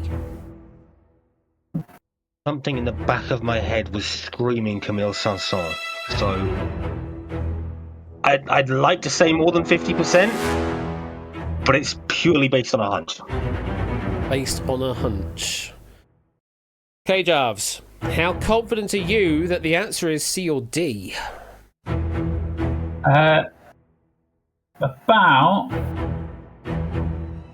Honestly, I was going to be flippant and say 50-50, but I'll be serious. I have no idea. And if Dalton has gone for A and B based on something in the back of the head, I'd say that maybe leaves me the front of the head for Prophet Kievo Filum. So let's say 10% chance. It's an outside slim chance, but it is still a chance. I've been an outside bet the whole game. Let's end it that way too. So again, as a summary, due to the rules of sudden death, if the answer is A or B, then Dalton wins because of using fewer chips to get to a correct answer. If the answer is C or D, then K-Jarves wins because they were the only one to get it right. The correct answer is...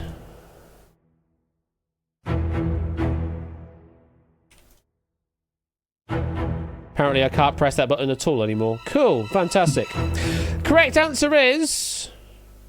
A! Camille Sanson and Dalton. You are through to the final of this episode.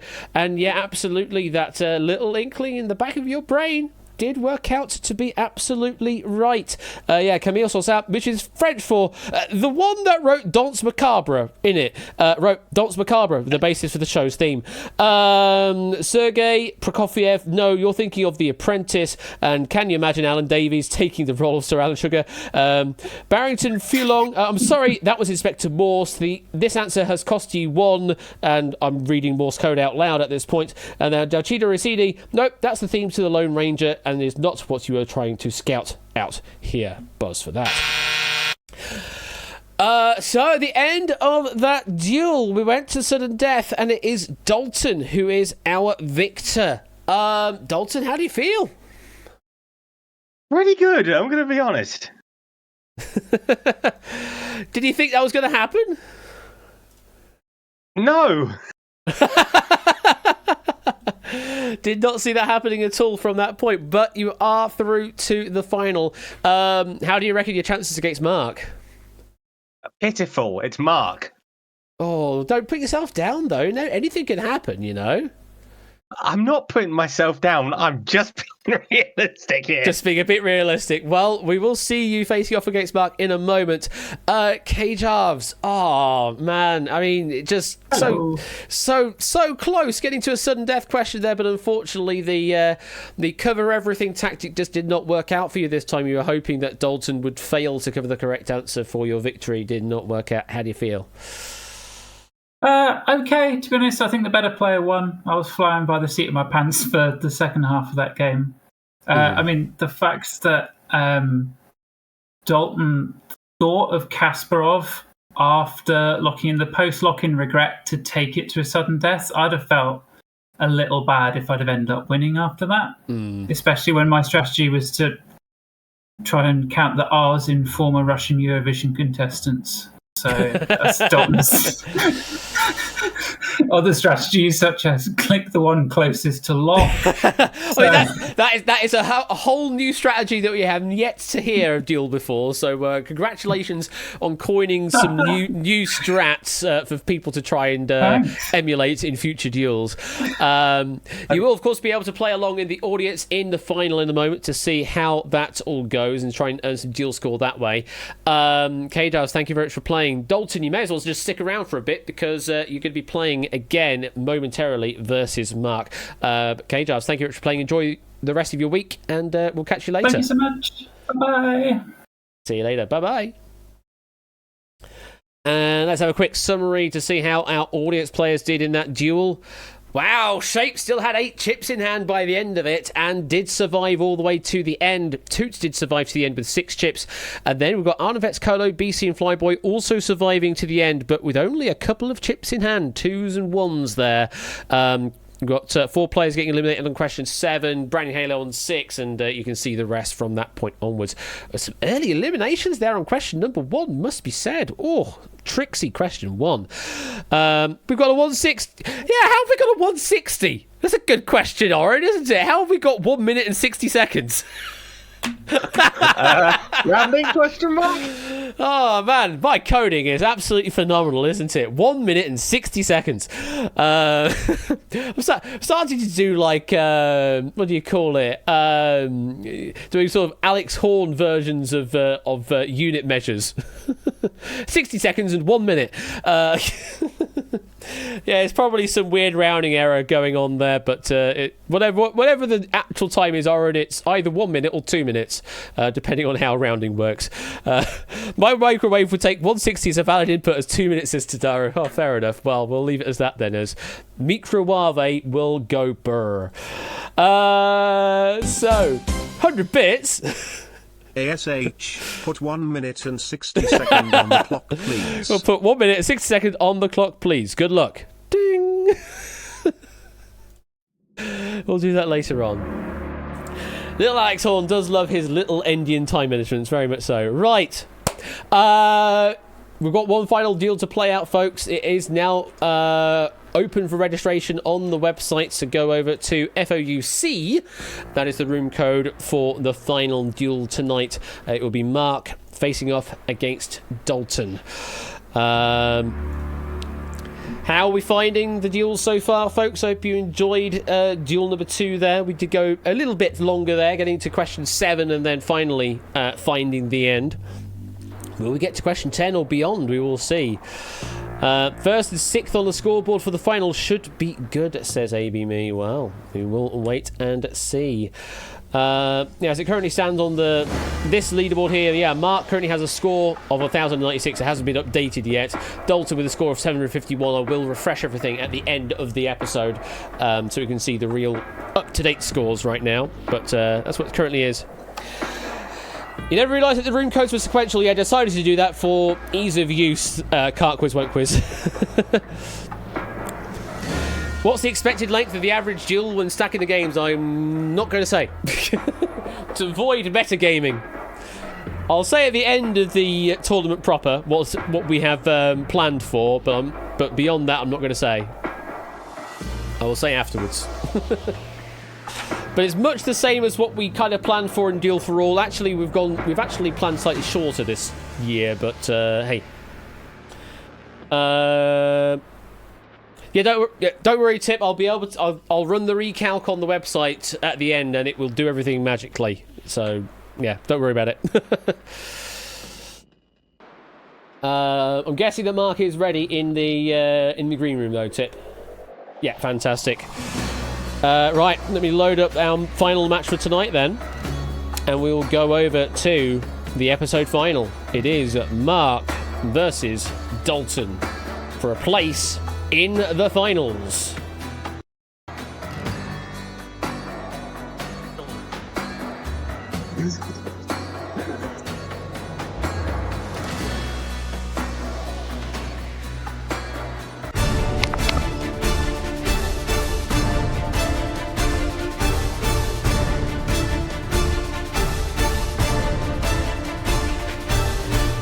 Good evening, Mark, and again, good evening to you, Dalton. Welcome back to the centre stage for this episode final.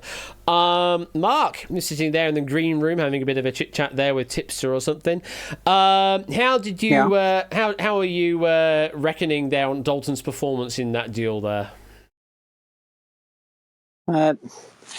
Not bad. It's just that. What was it? 7 questions. Yeah, I got to 6 and then 6 and 1 sudden death. All right. It's a good sample size. Mm-hmm. Do you think you're going to be able to defeat Dalton in this duel? Well, anything's possible. Anything is possible, very much so. And Dalton, it is a tremendous force right in front of you in the shape of a marquee, but do you think you can be the immovable object and win in this duel? Well, I mean, as a wise man once said, anything can happen, and it usually does. So I'm going to give it everything, no matter what. Absolutely. You've got to give it your all. There's no point otherwise. Let me update everything on the website so you should now be able to go live and go over to the game screen proper. To address your question there, ABME, currently the logic is it just picks the next question in the stack. So whatever was planned next, that will appear as the next sudden death question.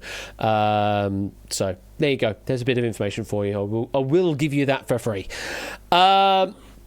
So I think it is time to quickly go over the summary once again. So, as usual in our duels, we've got our players have 10 chips, 3 minutes, and of course those 2 accelerators. We've seen a lot of accelerators being flown around in certainly in the second duel tonight. Dalton just barely hanging on though through the means of sudden death. Mark, are you ready to play? Yes, sir. Dalton, are you ready to play? Let's do this. In which case, then, let's duel.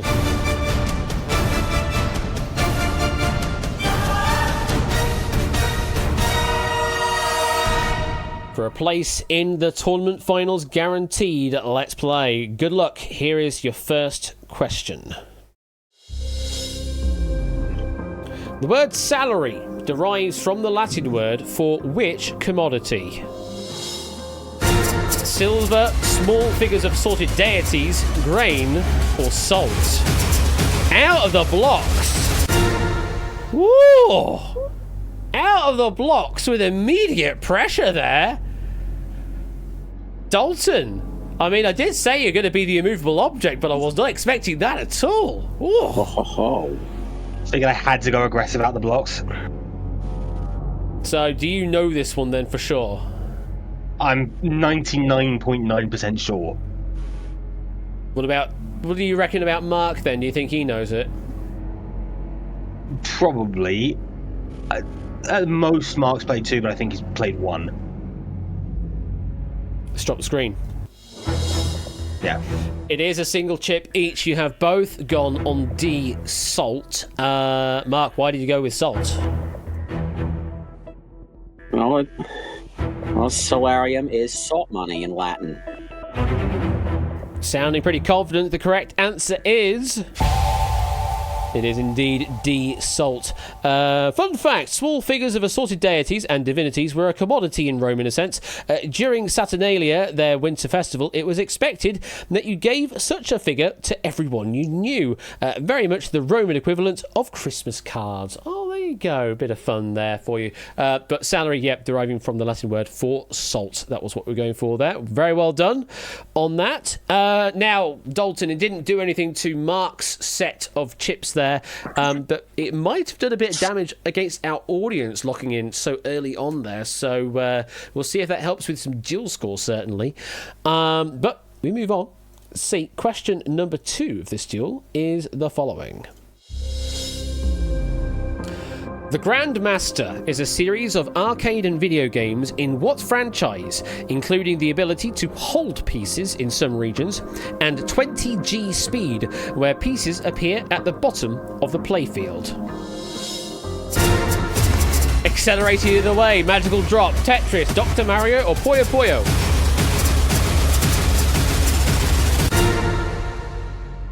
They're only easy if you know the answer, Mai. Mark, do you reckon that rush play has forced Dalton's hand? I'm not sure. You're not sure. Dalton, do you think Mark knows this? Almost certainly. Almost certainly. All right. Well, let's drop the screen and see what's happened. You both agreed on B Tetris, but Dalton, you've also said Dr. Mario on C. Why have you gone with B and C, Dalton? Well, I was pretty sure it was Tetris, but I feel I might need to hedge a bet here, so just in case. It was a safety play more than anything. A safety play more than anything. Well, if the answer is C, Dr. Mario, then you are the winner on question 2 of this duel, and you will advance through to the finals. The answer is B Tetris. We do continue on as normal. If it's A or D, then we go to sudden death on question number 3. And no one's expecting that, right? No one's expecting that at all. Of course it's B Tetris. That is the correct answer. Literally, Mar Game says my, yes. Yeah, not much else for me to say on that one, but cool.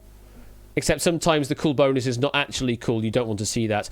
The TGM3 is a massive old thing. When it comes to actually trying to become Grandmaster in that game, you have to go through entrance exams, essentially, which requires you to score at a certain level for an extended period of time, and then once you get to the end at level 999, you then also have to do stupid feats on the credit screen as well. It's a whole big thing, TGM3. It really is. But anyway, both got it right. Dalton, you did lose a chip on that exchange, so it's 10 plays 9. You've both have used an accelerator already, so you've got 1 accelerator each. Hardly used any of the thinking time, so still got plenty of latitude there. Let's continue on. Question number 3 in this duel is the following. Named after an American musician born in 1924, Scruggs style is a method of playing which stringed instrument? Banjo, harp, sitar, or double bass?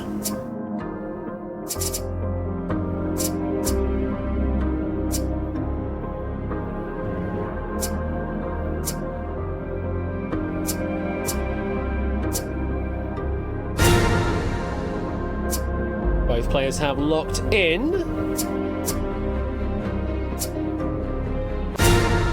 Mark was locked in very quickly. Dalton taking a little longer to get there, though. Was that a bit of accelerator bait, maybe? I wonder. Let's drop the screen and see where you've played. Okay, so there are 4 chips in total on the table. Mark's gone with a single chip on A banjo. Dalton, you've gone for everything but the harp. Why do you take off the harp there, Dalton? It just seems a little too elegant for Scruggs style. Just didn't think it fit the bill of the harp. No. Mark, why did you go with only A on the banjo? Well, because Earl Scruggs is a famed bluegrass player, and the banjo is associated with bluegrass. Sounding pretty confident on option A there means you will still hold 10 chips in hand. Dalton will still be in this game, but with 7 chips in hand. If it's C or D, the sitar or double bass, then we do have a winner in Dalton. The correct answer is...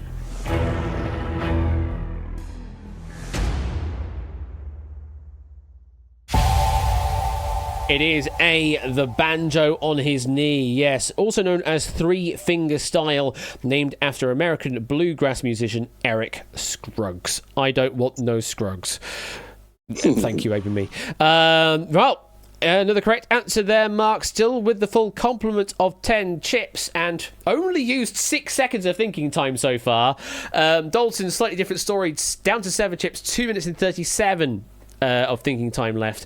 Both of you still have an accelerator in hand, though. Dalton, how are you reckoning your chances right now? Looking a bit scruffy. I mean...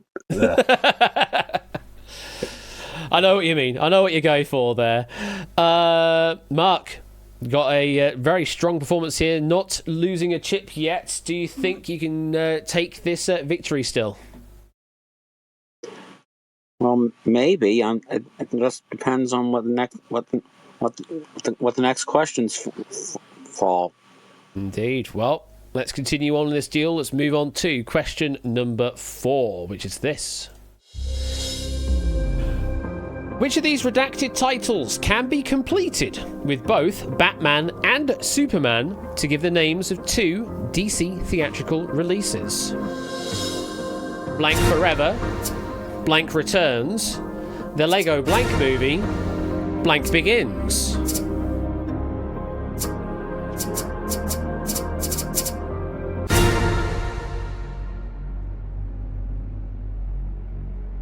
And players are locked in. Let's drop the screen and see where you've gone.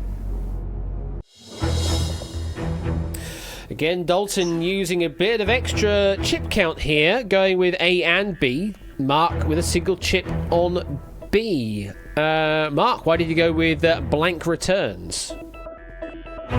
Because I know they're in both Batman and Superman Returns movies. I mean, it sounds very confident indeed there. Dalton, do you agree? I would have to, yeah. You would have to agree. Yeah. I mean, yeah, it's Mark, so... Yes, indeed. Blank Returns is correct. You can fill that with both Batman to make Batman Returns and Superman to make Superman Returns. All of them you can fill with Batman in some form or another, but only option B can you also fill with Superman. And then option E from A.B.Me. is blank versus blank, though that would be Batman versus Superman, not the other way around, so it wouldn't be possible to put them both in both blanks. But anyway, I know what you're going for, A.B.Me. Just doesn't quite feel exactly what the question's going for. Well, Mark is still hanging on with a full complement of 10. Dalton is down to 6, but so long as you've still got a chip in a chair, you are still in this game. Let's continue on to only option F, blank. Sure, okay, we go with that. Let's move on to question number 5, which is this one. Had George Orwell written 1984 in the language of the country where he planned to fight as part of the International Brigades, how would it have started? Es war ein strahlend kalter April-Tag. Het was een helder, koude dag in April. Era un dia brillante e frio de abril. C'était une journée froide et lumineuse d'avril. Wow. Butchering the pronunciations in that one, I reckon.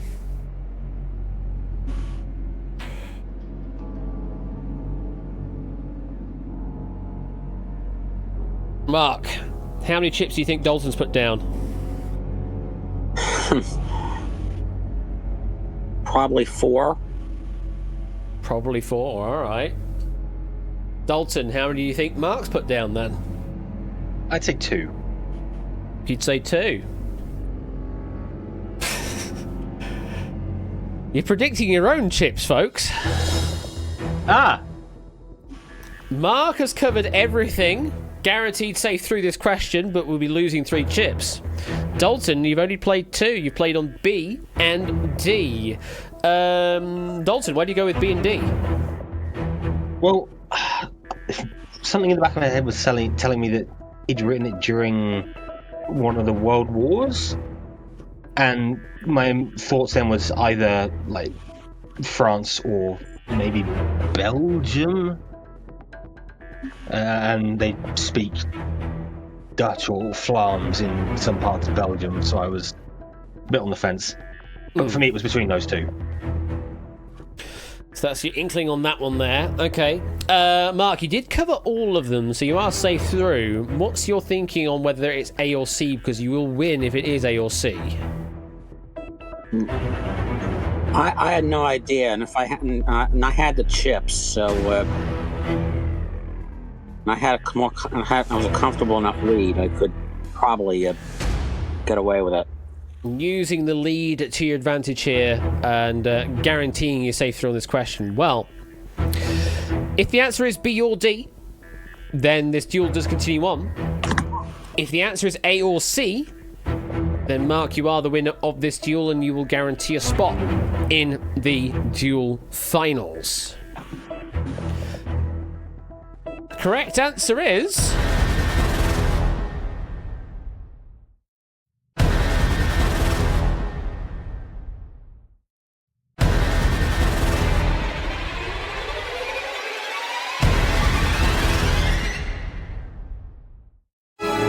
It's C! Era un dia brillante y frío de abril.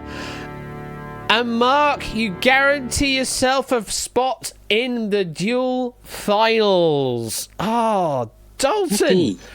You're just missing out on the answer there. Just trying to go, I guess, for a bit of chip economy there. I mean, you also had the inkling on B and D. Dalton, how do you feel? Nothing in my head was saying Spanish, so... if I had to lose, that's how I'd want it to be. But all the same, as a wise man once said, oh, cock. Oh, cock, indeed. The information I have here is Orwell never joined the International Brigades, not for a lack of trying, in the Spanish Civil War. That was what we're looking for there. That was the conflict in interest was the Spanish Civil War. Hence, there it should have been the Spanish answer. Era un día brillante y frío de abril. Mark, you are guaranteed a spot in the tournament finals. How do you feel, Mark? Whoa. From here on, I'm in the money. At least you £5. Are in the money. At least £5 guaranteed, absolutely. But could be on track for the full £100 prize as well. So let me do some button pressing on the website. I'm going to do some recalculating and figure out where we are score-wise overall in a moment. Press them. I have pressed them. So as it currently stands, in fact, let me go over to the title screen proper. Let me unload the game and go to the title screen proper. As it currently stands on the dual score leaderboard, I mean, Mark, you are in the lead with 1,186 dual score, but you've guaranteed yourself a spot as well. In terms of wildcard spots, we are currently looking at Shapes with 1,077, Toot with 901, and AJB with 890. Dalton, you're also there, also tied on 890, which means we would actually have to go and verify ourselves manually on the extra sorting metrics if that is a tiebreak we need to break. Yeah, we'll have to address that point at the end of episode number 5 if that is still on. Toots has been earning in other episodes for the tournament KJARVs. It's just on these ones they have opted to not do some scoring for the tournament for whatever reason. So Toots, it has been scoring some deal score for that. But yeah, just depends on how the other deals go. This ain't over yet, but currently, as it stands, Mark, you are guaranteed through, and you currently have the number 1 spot, which means that is sort of the most preferential seeding for the finals section, where you'll be facing off against the 8th seed in the finals when it comes to it. Mark, how are you feeling at this point? Oh, I'm speechless, can't you tell? Quite so. That is, I mean, it is a very incredible performance to have nearly 1,200 deal score at this phase of the tournament. I mean, you can still break 1,200 because there's guaranteed deal score available in the warm-up deals in episode 5 as well. So it very much is possible for you to break into 1,200 barriers and get maybe further than that.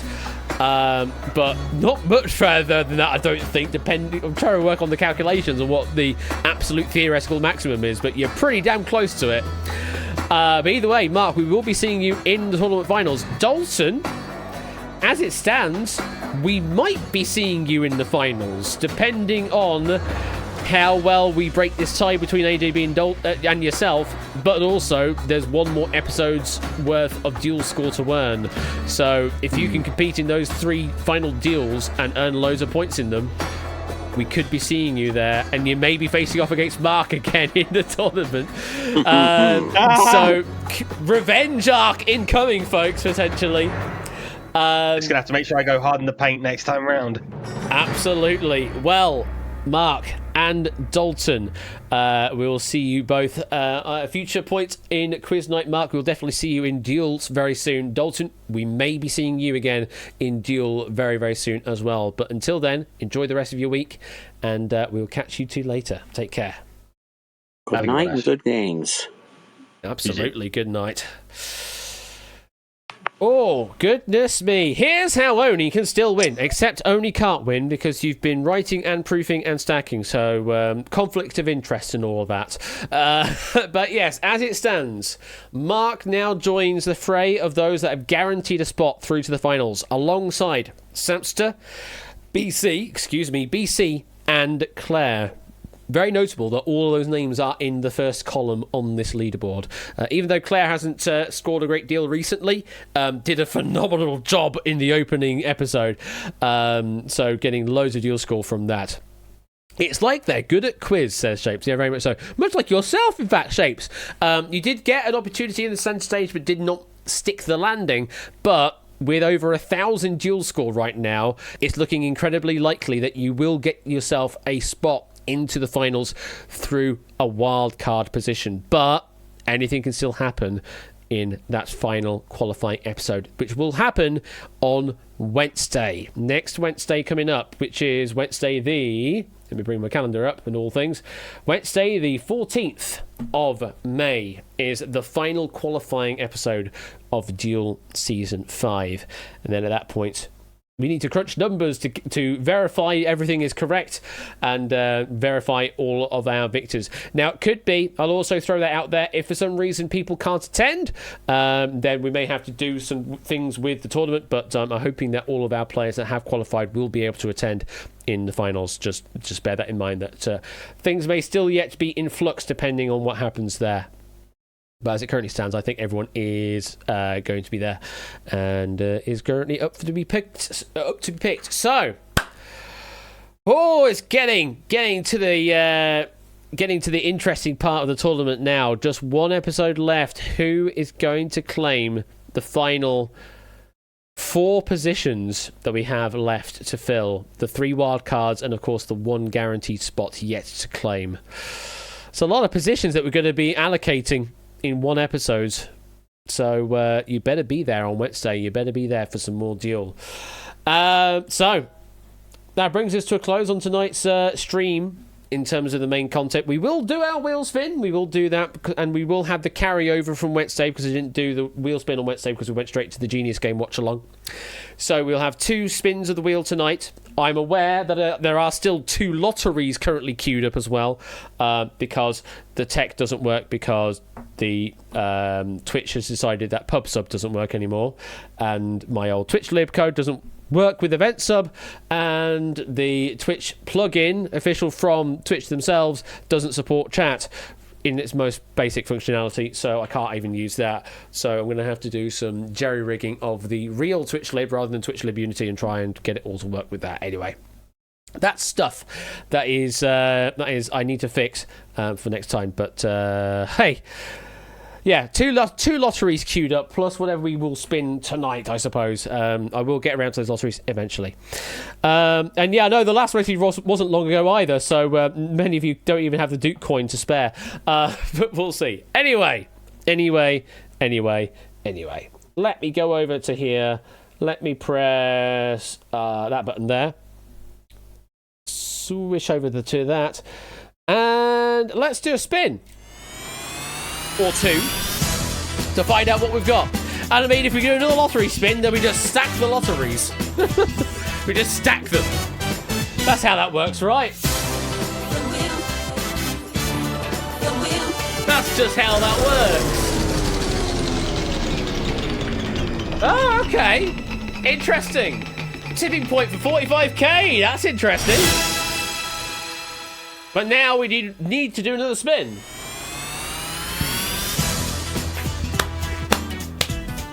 What is going to be the second spin alongside our tipping point for 45k? Let's find out.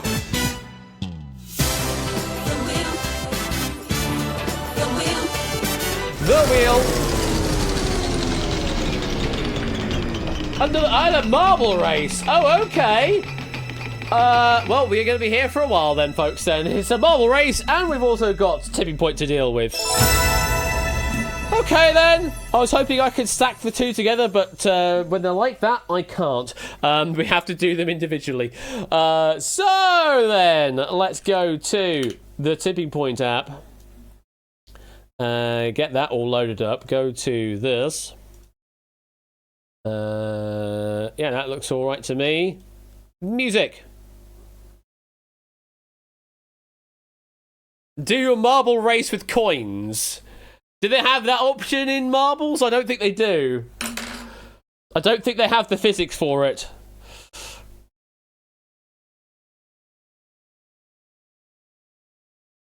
Right. So, tipping point 45k. I need to figure out what to do with this guy then. We drop marbles in the machine.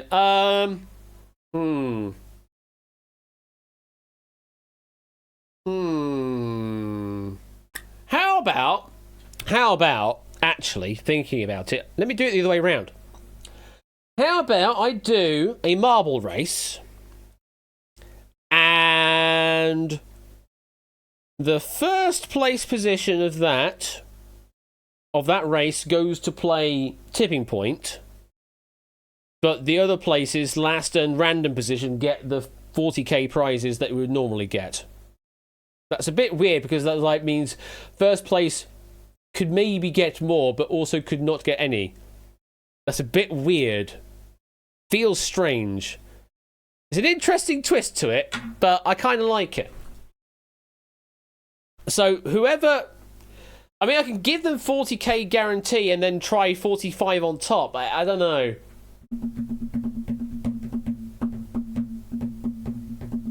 Because they can just get extra on top. Yeah, I mean, that's fair. That makes more sense. Sure. Yeah, we'll do that. So, marbles regular, and whoever is first then also gets a chance at 45k in tipping point. That's what we're going to do. That is what we're going to do. Question is, of course, is Hackbox connecting? It currently isn't. So that is going to be a problem for that side of things. Yeah, we're going to have to do low-tech solution for dropping in tipping points then later on. It's a shame, but that's what we're going to have to deal with right now. So, yeah, we can do drop verbally as well. If they want to drop in Discord, that's absolutely fine. We can do that as well. So, you can do verbal drops, or you can just go, I'll look at chat, and as soon as I see the message in chat, then I'll drop it. We'll cross that bridge when we get there, but we need to do marbles first, so let me load up marbles on stream.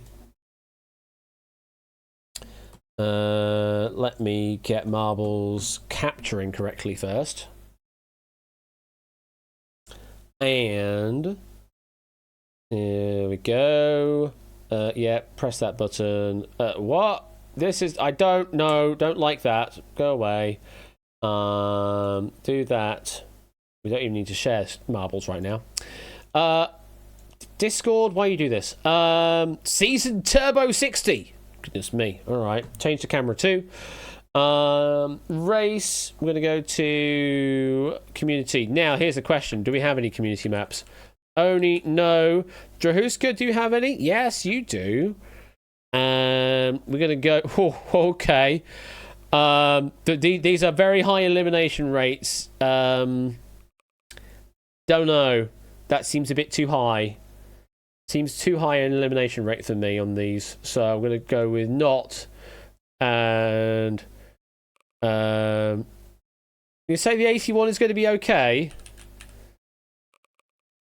All right, I'll take your word for it. We're going to play the 81% club then. Okay.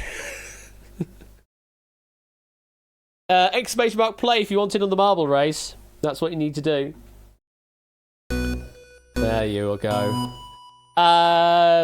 So, yeah, we are going to be looking for first place, last place, and a random position will get 40k. And then the bonus is first place also gets to play a bit of tipping points in a bit.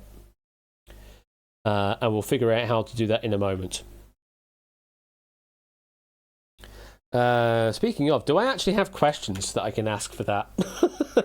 Do I still have questions for tipping point? Or are we just going to do a set jackpot play? Let's have a look. What do I have?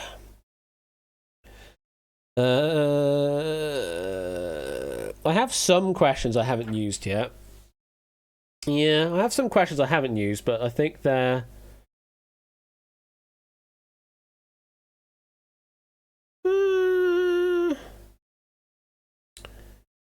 Yeah, we may be able to use those.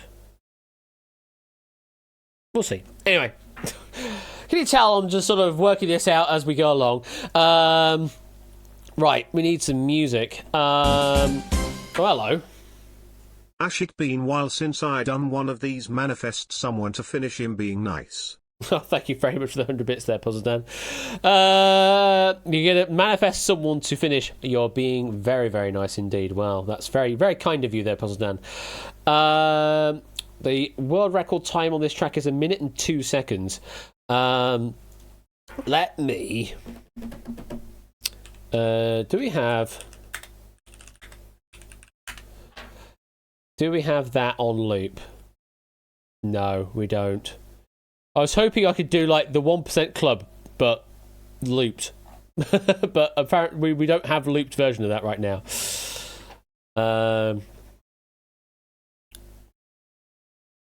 Suggesting 24 hours of Le Mans from the Grid OST. Oh my god, okay.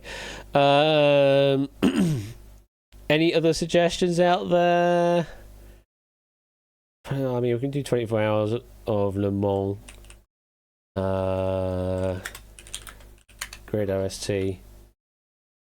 That's quite short, actually. I'm not going to play Touhou music, sorry. I'm not going to play Touhou, sorry. Yeah, Genius Game doesn't really have much music, unfortunately.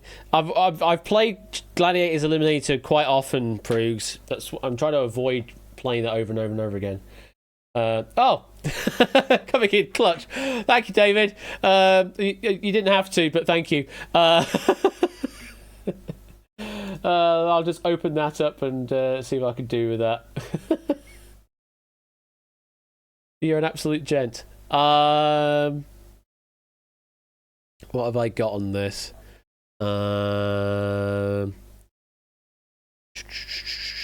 Okay, that's how it's structured. All right. Yep, I understand how it's structured. Yep, we can go with that. Cool. Right. Okay. I have questions that I can look at.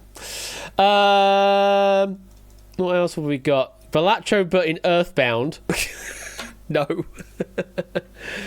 Treasure. Oh my god, Treasure Hunt. That's an interesting one. I haven't heard Treasure Hunt music for a while. Yeah, go on then. But you need the full version, don't we? We need the 2.5 minute version. I'm hoping. Yeah, we'll go with that one. We'll go for the longer version of it. We'll do some Treasure Hunt. We haven't heard Treasure Hunt for a while, so we'll go for that. Right. Exclamation mark play if you want in on this race. The winner of this race goes to play some kind of true tipping point with some questions that David J has just thrown my way. Thank you, David. We also need a random position, don't we, between 1 and 34. That random position is 23. So first, last, and 23rd, last finishing, and 23rd place. Each of those gets 40k. Treasure Hunt for QNL3. No, because I can't afford a bloody helicopter. Could maybe do it with a drone, but then we wouldn't have anyone in there. So yeah, kind of a lot of the plot point of the entire show would just be lost by that. We could do cash cab maybe. I could maybe do that. Interceptor again. Problem is, I don't have a helicopter. You can get a tandem bicycle. Fantastic. Right. Let's get this race underway. 10 seconds countdown, go. I also need to get my thing ready. In fact, we'll do that once I've got the music started. Are we ready? Let's hunt for treasure. Marbles. 40k. Go! It's Wazda. Shadowmane with the early lead, though. That is a precarious turn. All sticking the landing. And then getting launched off. Some, unfortunately, falling at that launch. People getting popped up there. But they are staying around. It is Oni now with the lead, with Lingo and Giesens in hot pursuit. Oni still doing well, going down the stairs. Through the colander. A few falling off or getting explodified. But Oni is still around. They've designed a lot of tracks, so they know their way around a marble track. Can they stick the landing for position 1? He absolutely can. Oni is our first finisher tonight. So, Oni, you're going to be playing some tipping point in a moment. Get yourself ready in green room if you want to do a bit of voice for that. Yeah, this is how Oni could still win. Yeah, through different means. 40 seconds to get to a finish.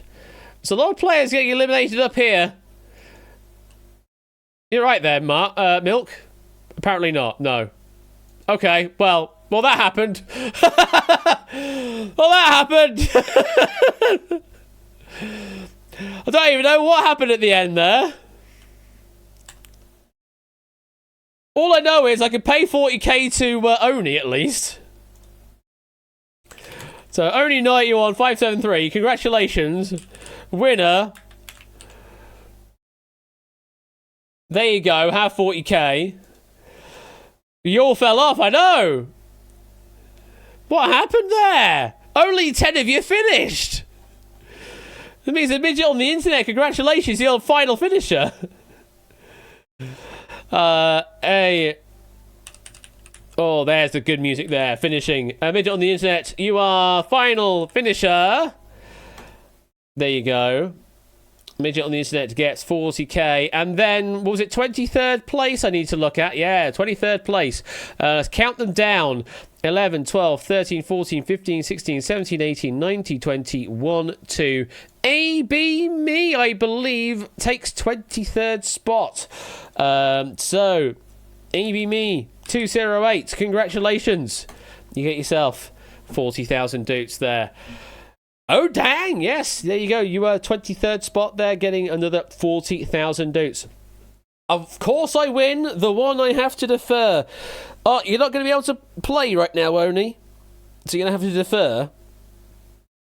Okay. Well then.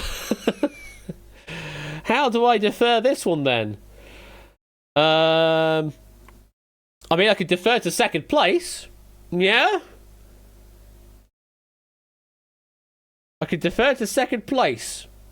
So, Tipster, would you like to play some more Tipping Point? The folks that stole your name. Would you like to play some Tipping Point?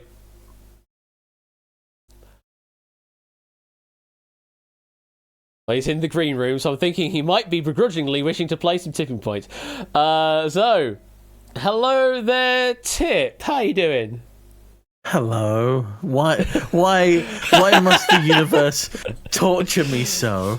Why the universe be like this? Why the universe be like this? I don't know, but apparently it do be like this sometimes. So, you get a chance at playing some Tipping Point tonight then, in place of Oni not being able to play right now. How are you faring with the duels tonight, by the way? I'll be honest, not great, but that's because I'm employing a very different strategy right now. Ooh, interesting. Because we're getting towards crunch time. Yes. And I know it's unlikely I'm going to qualify through traditional means. So banking on the wildcard spot, really. Banking on the wildcard spot. So I'm guessing going more. Well, I'm not going to say what the strategy is, but I could probably figure out, based off of what you've said there, what your strategy is. But I'll leave it at that. Well, at least you get to try and earn some doots here in the Tipping Point machine. So got that to look forward to. Yeah, unfortunately, Hackbox is just not going to be playing our way tonight. But hey ho, I guess we'll just go with it. It's fine. We'll do it in voice. Everything We'll do will be it in fine. voice instead. So we are going to play this sort of a la usual Tipping Point in the UK, though we will not give you the chance of 3 more tokens at the end. Okay. So you're playing purely for the jackpot value of 45k or absolutely nothing. So anything that goes with the Tipping Point is basically nothing. Right, okay. We're just going to go for just the jackpot or nothing. That's why I'm not offering the extra 3 at the end, because otherwise Well, actually, no, wait. Tell a lie. No. We will do usual rules, but I'm going to change the value of those tokens. Okay, sounds good. That's better. So if we do that, then we're looking at... We'll do...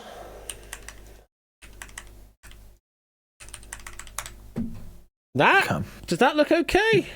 Yeah, that works. Hang on, let me see if I can do the... Can I get the doot in there as well? I should be able to. Give me a moment.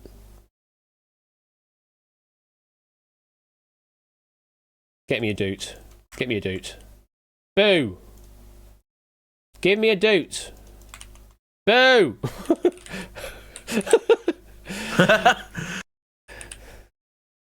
We'll do that. We'll do that. We'll low tech it. We'll do it as a postfix with the word doot.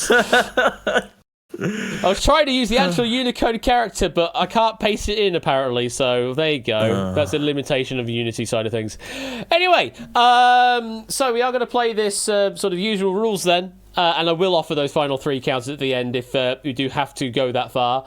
Okay. Why is that tooltip hovering there? That's not even in that spot on the monitor. What?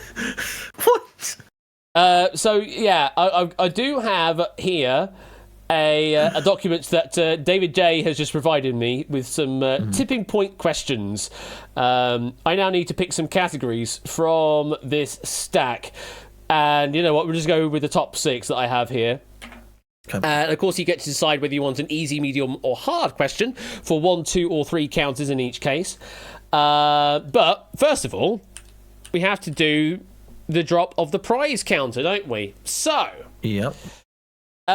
In which drop zone would you like that in? See, everybody would say drop zone 1 or drop zone 4, right? Like that's the usual that's the strat. meta. And if you don't do that, then the Daily Mail comes after you. Yeah. Well, bugger the Daily Mail. Drop zone 2. Drop zone 2 shall be then.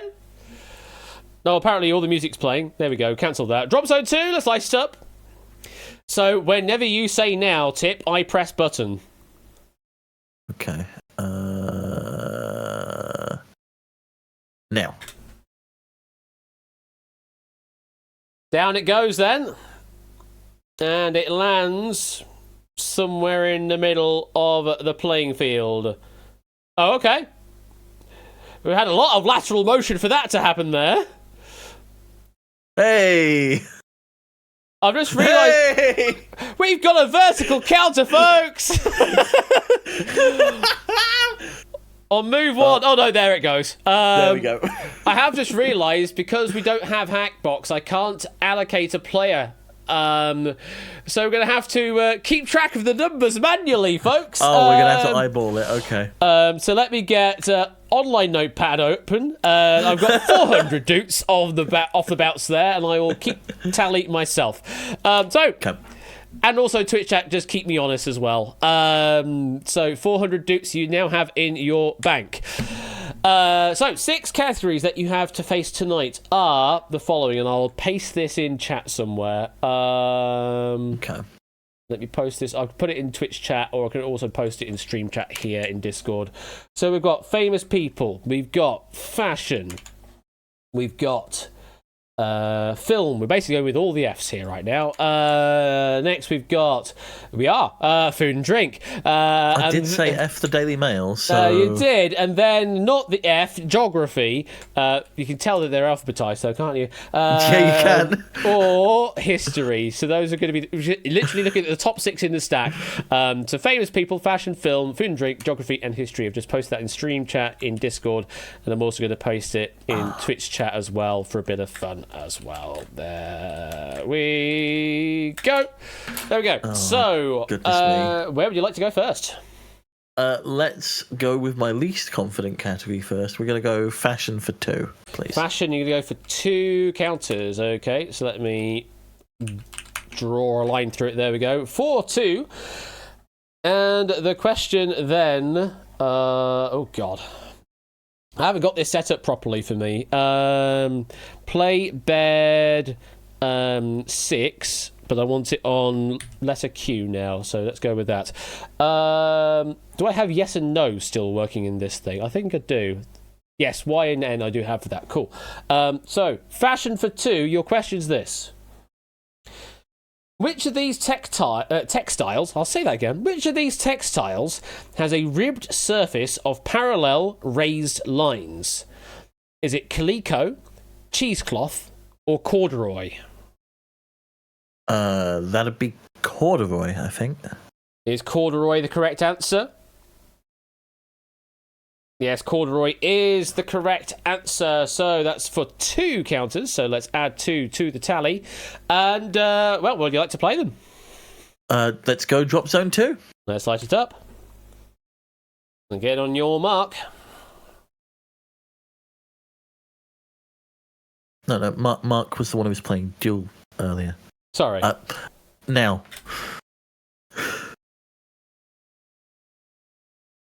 Hey, not bad. Oh, it did drift a bit further, it rolled though. across a little, It did roll over a bit there. So, probably not going to do any damage here, but we'll see.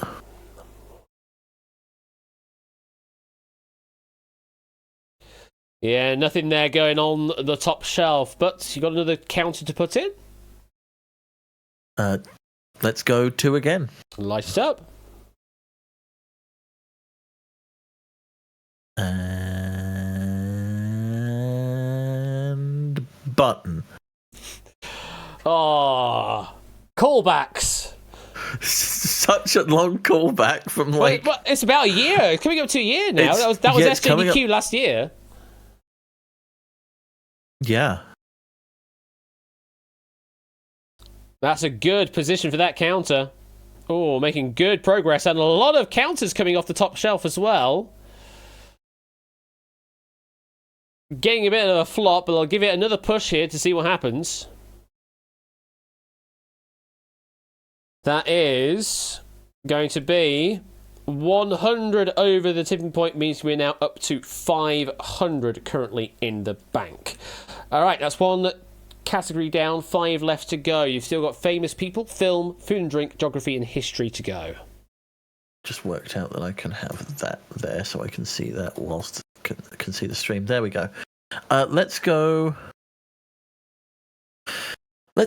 famous people for 2, please. Famous people going for 2. Okay, your question then is this. Which member of the British royal family has children called Tom and Laura? Is it the Countess of Wessex, the Duchess of Cornwall, or the Duchess of Gloucester? I'd say Duchess of Gloucester. Is Duchess of Gloucester the correct answer? No! It's the Duchess of Cornwall was the correct answer there. Yeah, Duchess of Cornwall. They have children called Tom and Laura. It is a wrong answer, means you do not get to put anything into the machine right now. Bit of a wasted category, but we still have 4 categories to go. Where next? Between film, food and drink, geography and history. Let's go film for 2, please. Going another 2, going for film. All right, your question then on film is this. The 2007 film There Will Be Blood, starring Daniel Day-Lewis, focuses on a prospector of which precious resource? Is it gold, oil, or water? Oh. I was 100% with gold until you said water. There will be blood.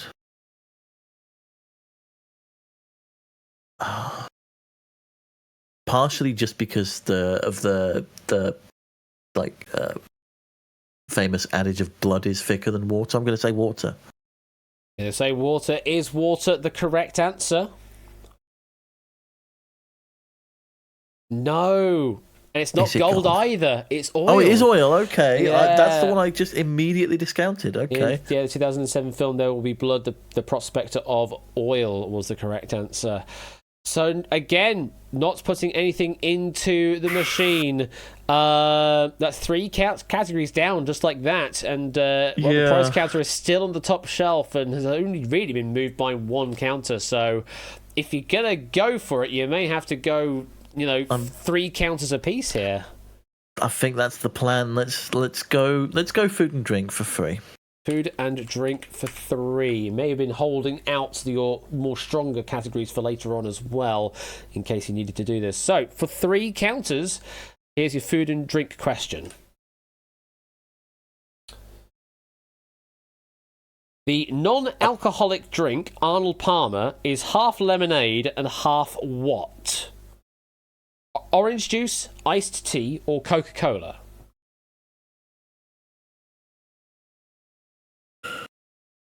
Half lemonade, half... I'm going to say iced tea. I mean, it would be quite apt, given you are here with the flailing and the tea enjoying. Is it an iced tea, then, in an Arnold Palmer? It is an iced tea, yes. Half lemonade, half iced tea in an Arnold Palmer drink there.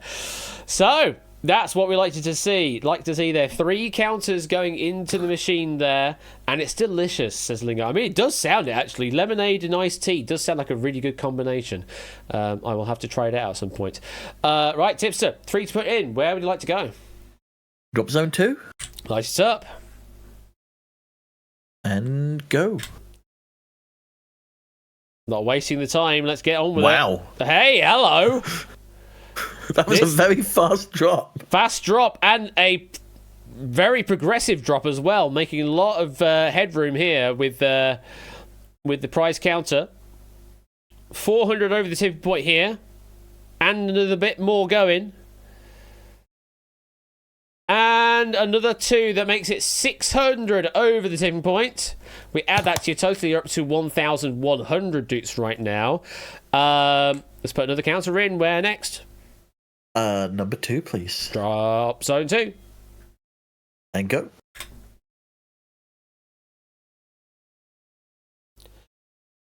Not necessarily in the right place here, but making some progress on a doubler. Which will apply to the prize if we decide, if that happens on the same drop. Okay, getting 1 over the top shelf there, and 3 counters over the tipping point. We add another 300, brings you up to 1,400 now in the bank. Right, you have 2 categories left. You've got geography and history. The prize counter is still on the top shelf. I'll take Drop Zone 2 again, please. I forgot you've got another counter. There you go. Yep. So, you see, it's good that I've got this box down here. It gives me, tells me 1.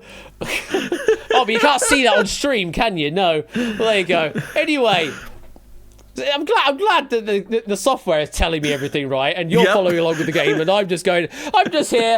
Just tell me what to drop, you know. How about now? Oh my god, I'm an idiot. No, it's fine. We're about 2 hours 40 in. I'm fairly certain I would be bad at counting at this point as well. Might be able to get the price counter over the top shelf here. Oh, come on. Very come close. On, please. Very close. And a bit of nudging there. Lots more floppage going on there. But there is no price counter over. Right. Now at the end of that. Price counter is now hovering on the top shelf, but has not dropped yet. You've got 2 categories left. We've got geography and history still. Oh, God. You've possibly chosen the worst combination of categories. It's literally the first 6 that are written in this file. I prefer the latter half of the alphabet. Let's go geography for 3. I think we still need to take a big risk here just to see if we can get it off that top shelf. Geography for 3 it shall be then. Let me do that. There we go. There's my geography questions gone. There they are. Geography for 3 then. Your question is this. Olympia is the capital of which American state? Georgia, Washington, or Virginia? Olympia, Georgia. Olympia, Washington. Olympia, Virginia.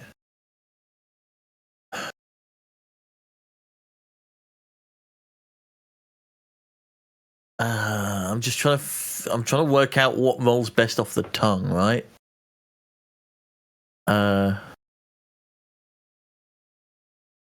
don't think it's Washington.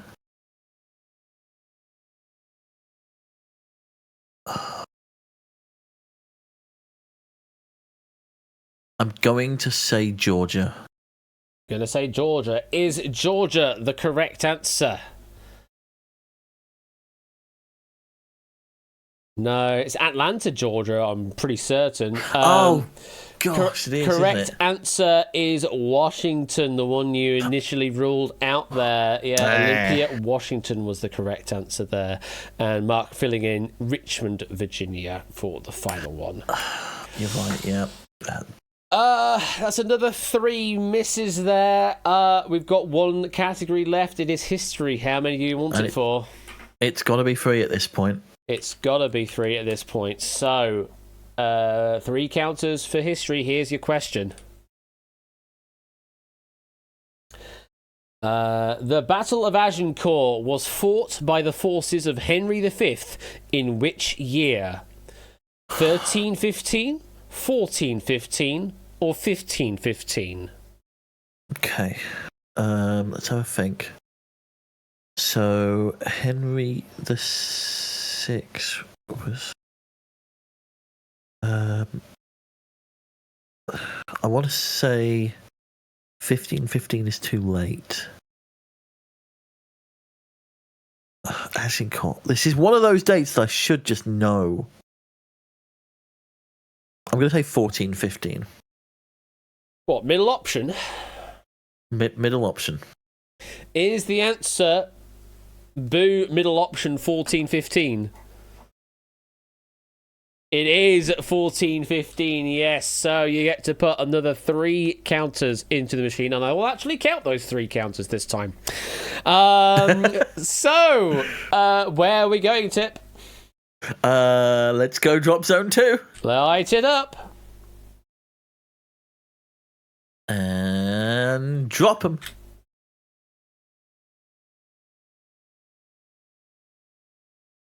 Come over, come over, come over. Decided not to come on over, Eileen. May push the doubler a bit further, but that's not going to really help you with the prize token right now. And you get another 100 dukes over the tipping point. Brings you up to 1,500 dukes now, currently in the bank. 2 more counters. Drop zone 2. Let's go for it.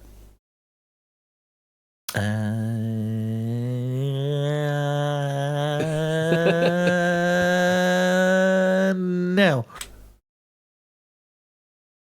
So that practice for being the Wheel of Fortune audience.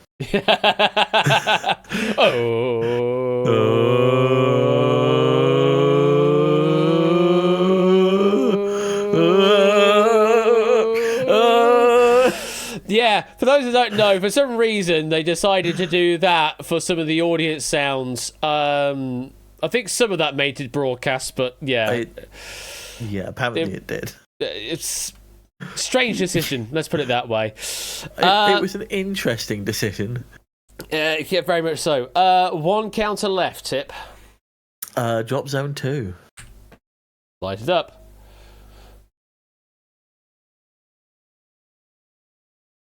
And drop. Oh, race down. I mean, you might get it over the top shelf here at least. It is now over the top shelf. Now just ping off the edge. Just physics off the edge, please. Physics off the edge. I'll give it one more push just to make sure. And that there is the end of the main game. Another 100 dutes added to your bank means you have currently 1,600 dutes. Now, here comes the additional question on F7. You can take that 1,600 dutes and walk away, or with 3 more counters, you could go for 45,000 dutes. What would you like to do here, Tip? Chat, well, what do you think you should day. do?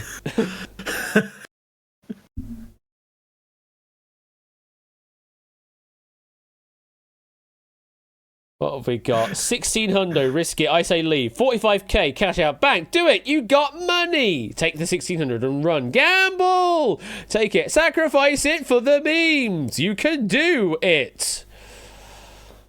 I mean, if AB Me has faith in me, I mean, we've got to go for it. You go for it? Let's do it, yeah. Alright, means you are going to give over your 1,600 dutes. Anything that now drops over the tipping point that isn't the price counter does not count to anything. It is now all or nothing. Whoa, did I say that? Says AB Me. Yes, you did. So, with that then, Tip, you get 3 counters to put into the machine. What would you like? Drop zone 2. Light it up. And drop.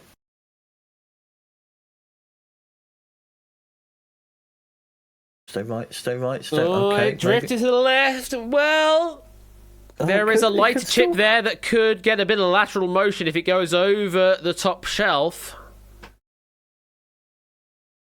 Let's see.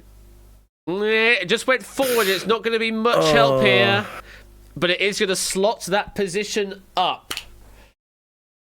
So it is now a kind of tidied up bottom shelf. But you need to make that progress. You need to push those 2 black counters together to get to that prize counter on the next drop. It's going to be number 2 again. Light it up. And drop it. Go right. No, go on. Oh, okay. Hold position. No, it's drifting again. As is Unity's physics. As is it's right as a counter, I suppose. And not happening there. 1 more to put into the machine. Okay. I need some sort of like quantum physics nonsense to happen here by the sounds of it. But we're going to go drop zone 2 again.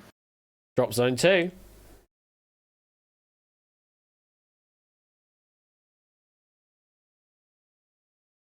and drop it.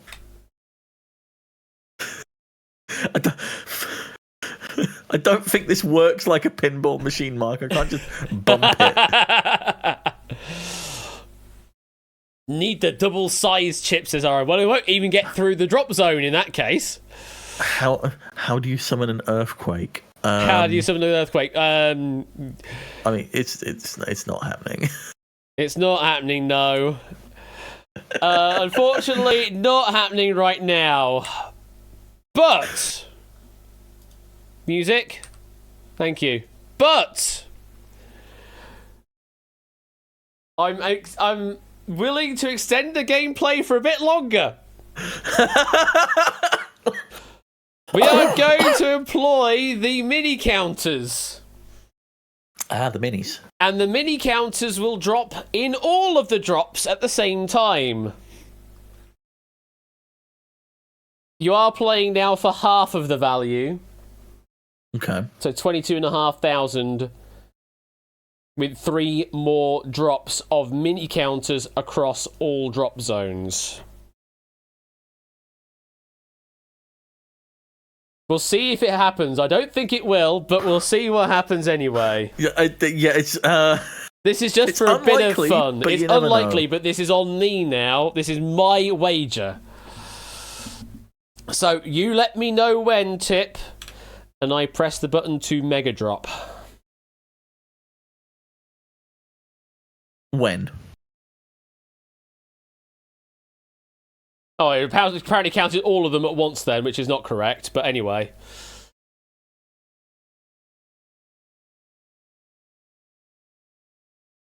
Well, we got 2 over the tipping point there. After all of that. After all of that. Let's go again. And now.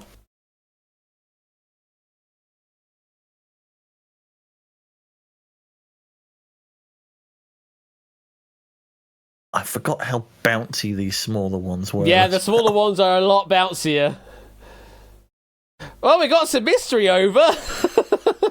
Oh, hello. Oh, come on. Making progress now. Oh! It is now on the tipping point. Hence the name of the show, Funny. Yeah. Last chance, and then I'm giving up entirely. Here you go. One final Mega Drop. Right, last push. Let's go. Oh, was that a go-go? It's okay. We'll cut that in post. It's fine. And let's drop them. There we go. Drop them. Oh, hello. A lot happened over Where did there. that come from? Oh, come on. There's a lot happening everywhere right now. Come on. Oh, come not on. quite. No, come on. Come on. Not quite. I'll give it a last hurrah. But I'm afraid that is not going to be it. It is no winners tonight in the tipping point, despite our best efforts to go crazy on the physics. Yeah. More minis! Well, this is worth nothing, but more minis! More minis! All of the minis, all of the time! I was honestly hoping that one of them would just ping off and land on the counter. Apparently.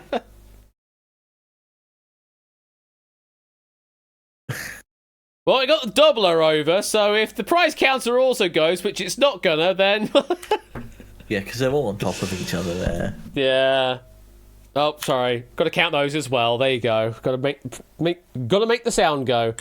For those wondering about if you can tilt the machine or like employ an earthquake, there is a nudge. Where is the nudge? Left shift. Does that work? Yeah, you can nudge them a bit. There you go.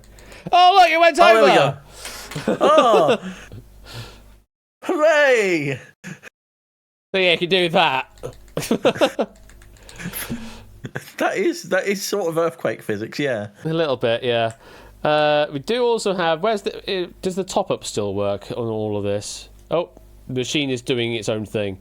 Do I have top up?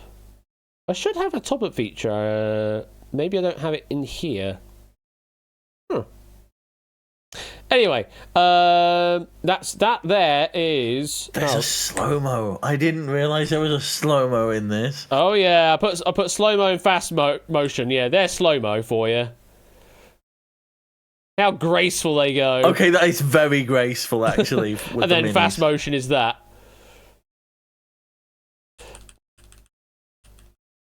Yeah, it's struggling a bit.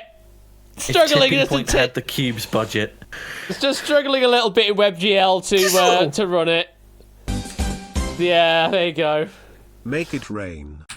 I did, and that's what happened. Well, Tip, thank you very much for joining me here for some tipping point action. Unfortunately, we did find your tipping point at the end there, and you do not walk away with anything. Yeah, I know, sorry. But thank you for your audio checking duties tonight for Duel in the Green Room. Are you streaming on Sunday? That's the plan. However, as you probably know, the weather in the UK has been... It's getting warmer again. A lot. Yeah. So I'm having to rethink some things because it reaches 30 degrees in my streaming office. That's not fun. And, yeah, that's not tolerable. So, the plan is 5 p.m. Sunday. Yeah. However, keep an eye on the Discord for updates because I don't even know what I'm going to be playing on Sunday, to be fair. Probably some more Balatro because I haven't had time to think about a new game that I'm going to play on Sundays. There are many more decks and stakes you have yet to complete, so... Indeed there are. And also I'm sort of gearing up for... I know that there's whisperings of a Balatro tournament on the wind. There is now the multiplayer version of Balatro that I've seen a lot of YouTubers do, which looks like a really cool thing that you get to face off against each other on in the boss blinds essentially, which is pretty cool. Yeah. So that's something that I'm trying to get myself prepared for because I know that's probably on the horizon at some point. And then, Tuesday, I don't know what's happening with Tuesdays, I'll be honest. Fair enough. We'll work it out. We'll work it out. It's fine. We'll work it out on the ground, yeah, absolutely. Well, that's what's happening with Tipster, potentially on Sunday, weather permitting, and maybe Tuesdays, we'll see what happens. Before then, there will also be a Ben stream tomorrow evening. If I can shout out, I have to wait 48 seconds before doing so I'll do a shout out after I've done all the blurb. Ben is back doing his streaming. Will be on tomorrow evening at 8 p.m. What's he got on his schedule? Let's have a look. On the 10th of May. Oh no, he doesn't have a stream. Is that all right? Yeah, that is. He has no stream listed for 10th of May. I thought he did. I thought it was a different. Anyway, he doesn't have a stream scheduled for tomorrow. So he's got a night off. Oh yeah, because he's away in like Sheffield, but not quite Sheffield. So yeah, he is off visiting. So it will actually be no stream from Ben tomorrow, but I will give him a shout out nonetheless. There we go. There is the shout out for all of that. But he will be back next Thursday with Crossfire, Risky Business, and Danger Zone. And then also next Saturday with Battlefront Distinction and Data Leak. That's what you've got to look forward to over on Ben's side of things next week. And JB Henry should also be around. I don't think he's doing Wheel After Dark this weekend due to... Is it more wrestling things going on? Good question. I know there's Backlash predictions going out, but I don't know if that's a thing that's happening this weekend or not. But either way, JB Henry XIV for Wheel After Dark. If he is doing anything, I think SB said something about he won't be doing any Wheel After Dark this weekend. Ben's saying Backlash this weekend, I believe, so JB's off. Yeah. Okay. So if that's the case, then they're maybe doing a watch along of that in the Dumpster Lounge. But Wheel After Dark won't be happening this weekend, or if it does, it'll be a bit of a surprise thing. But he may be doing some Tetris 2 gameplay. He's been doing some of that recently. And he also did some crazy crowd control shenanigans earlier on as well, which was it was good fun to watch. That's over on JB side of things. So that brings us to close, I think, on everything on Quiz Night tonight. We did all the wheel spin stuff. We have resolved all of that, apart from obviously the 2 lotteries that are still pending. I will try and get to fixing my Twitch lib shenanigans over the weekend, and hopefully I can get that working again, which means we can actually do the lotteries out. Reminder again, there's only one stream from me next week. That is on Wednesday with the Duel episode 5. I'm not here next Friday. I will be gigging. I'll also be gigging this Sunday as well for those that are around in Bradford, I think it is, we're playing in. So I think it's Bradford, or is it? I can't remember. But I'm around in the localish area, and there's not many tickets that have been sold yet, so it might be a quiet one. But anyway, that's what's happening on Sunday for me. Anyway, I'll catch you later. Enjoy the rest of your week. Do we have anyone to go raid into? Let's have a quick look. Spud is currently online. Oh my god, is he watching some Indoor League? I think there might be some Indoor League based on the host that I can see lurking in the background on his thumbnail. We could go and raid into Spud, I think. Alternatively, any alternates out there? Ruffle's doing some Balatro right now. We've got apparently continue watching me. Thanks me. Yeah, we'll just go raid into Spud if he's doing some Indoor League. Yes, he's definitely watching some Indoor League. So we'll go raid into Spud. And what? I'll sit there. Yeah, I'll sit there. So we're going to raid into Spud. And what is our raid message going to be tonight? I don't know. What was fun in the questions that we had tonight? Encephalopathy, I could easily say, but I couldn't say anything else. Oh,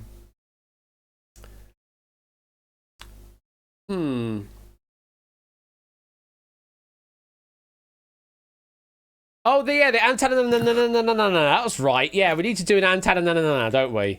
Antenna. Antenna. Basically, whatever you want to do, folks, so long as it starts with antenna and lots of nas in it.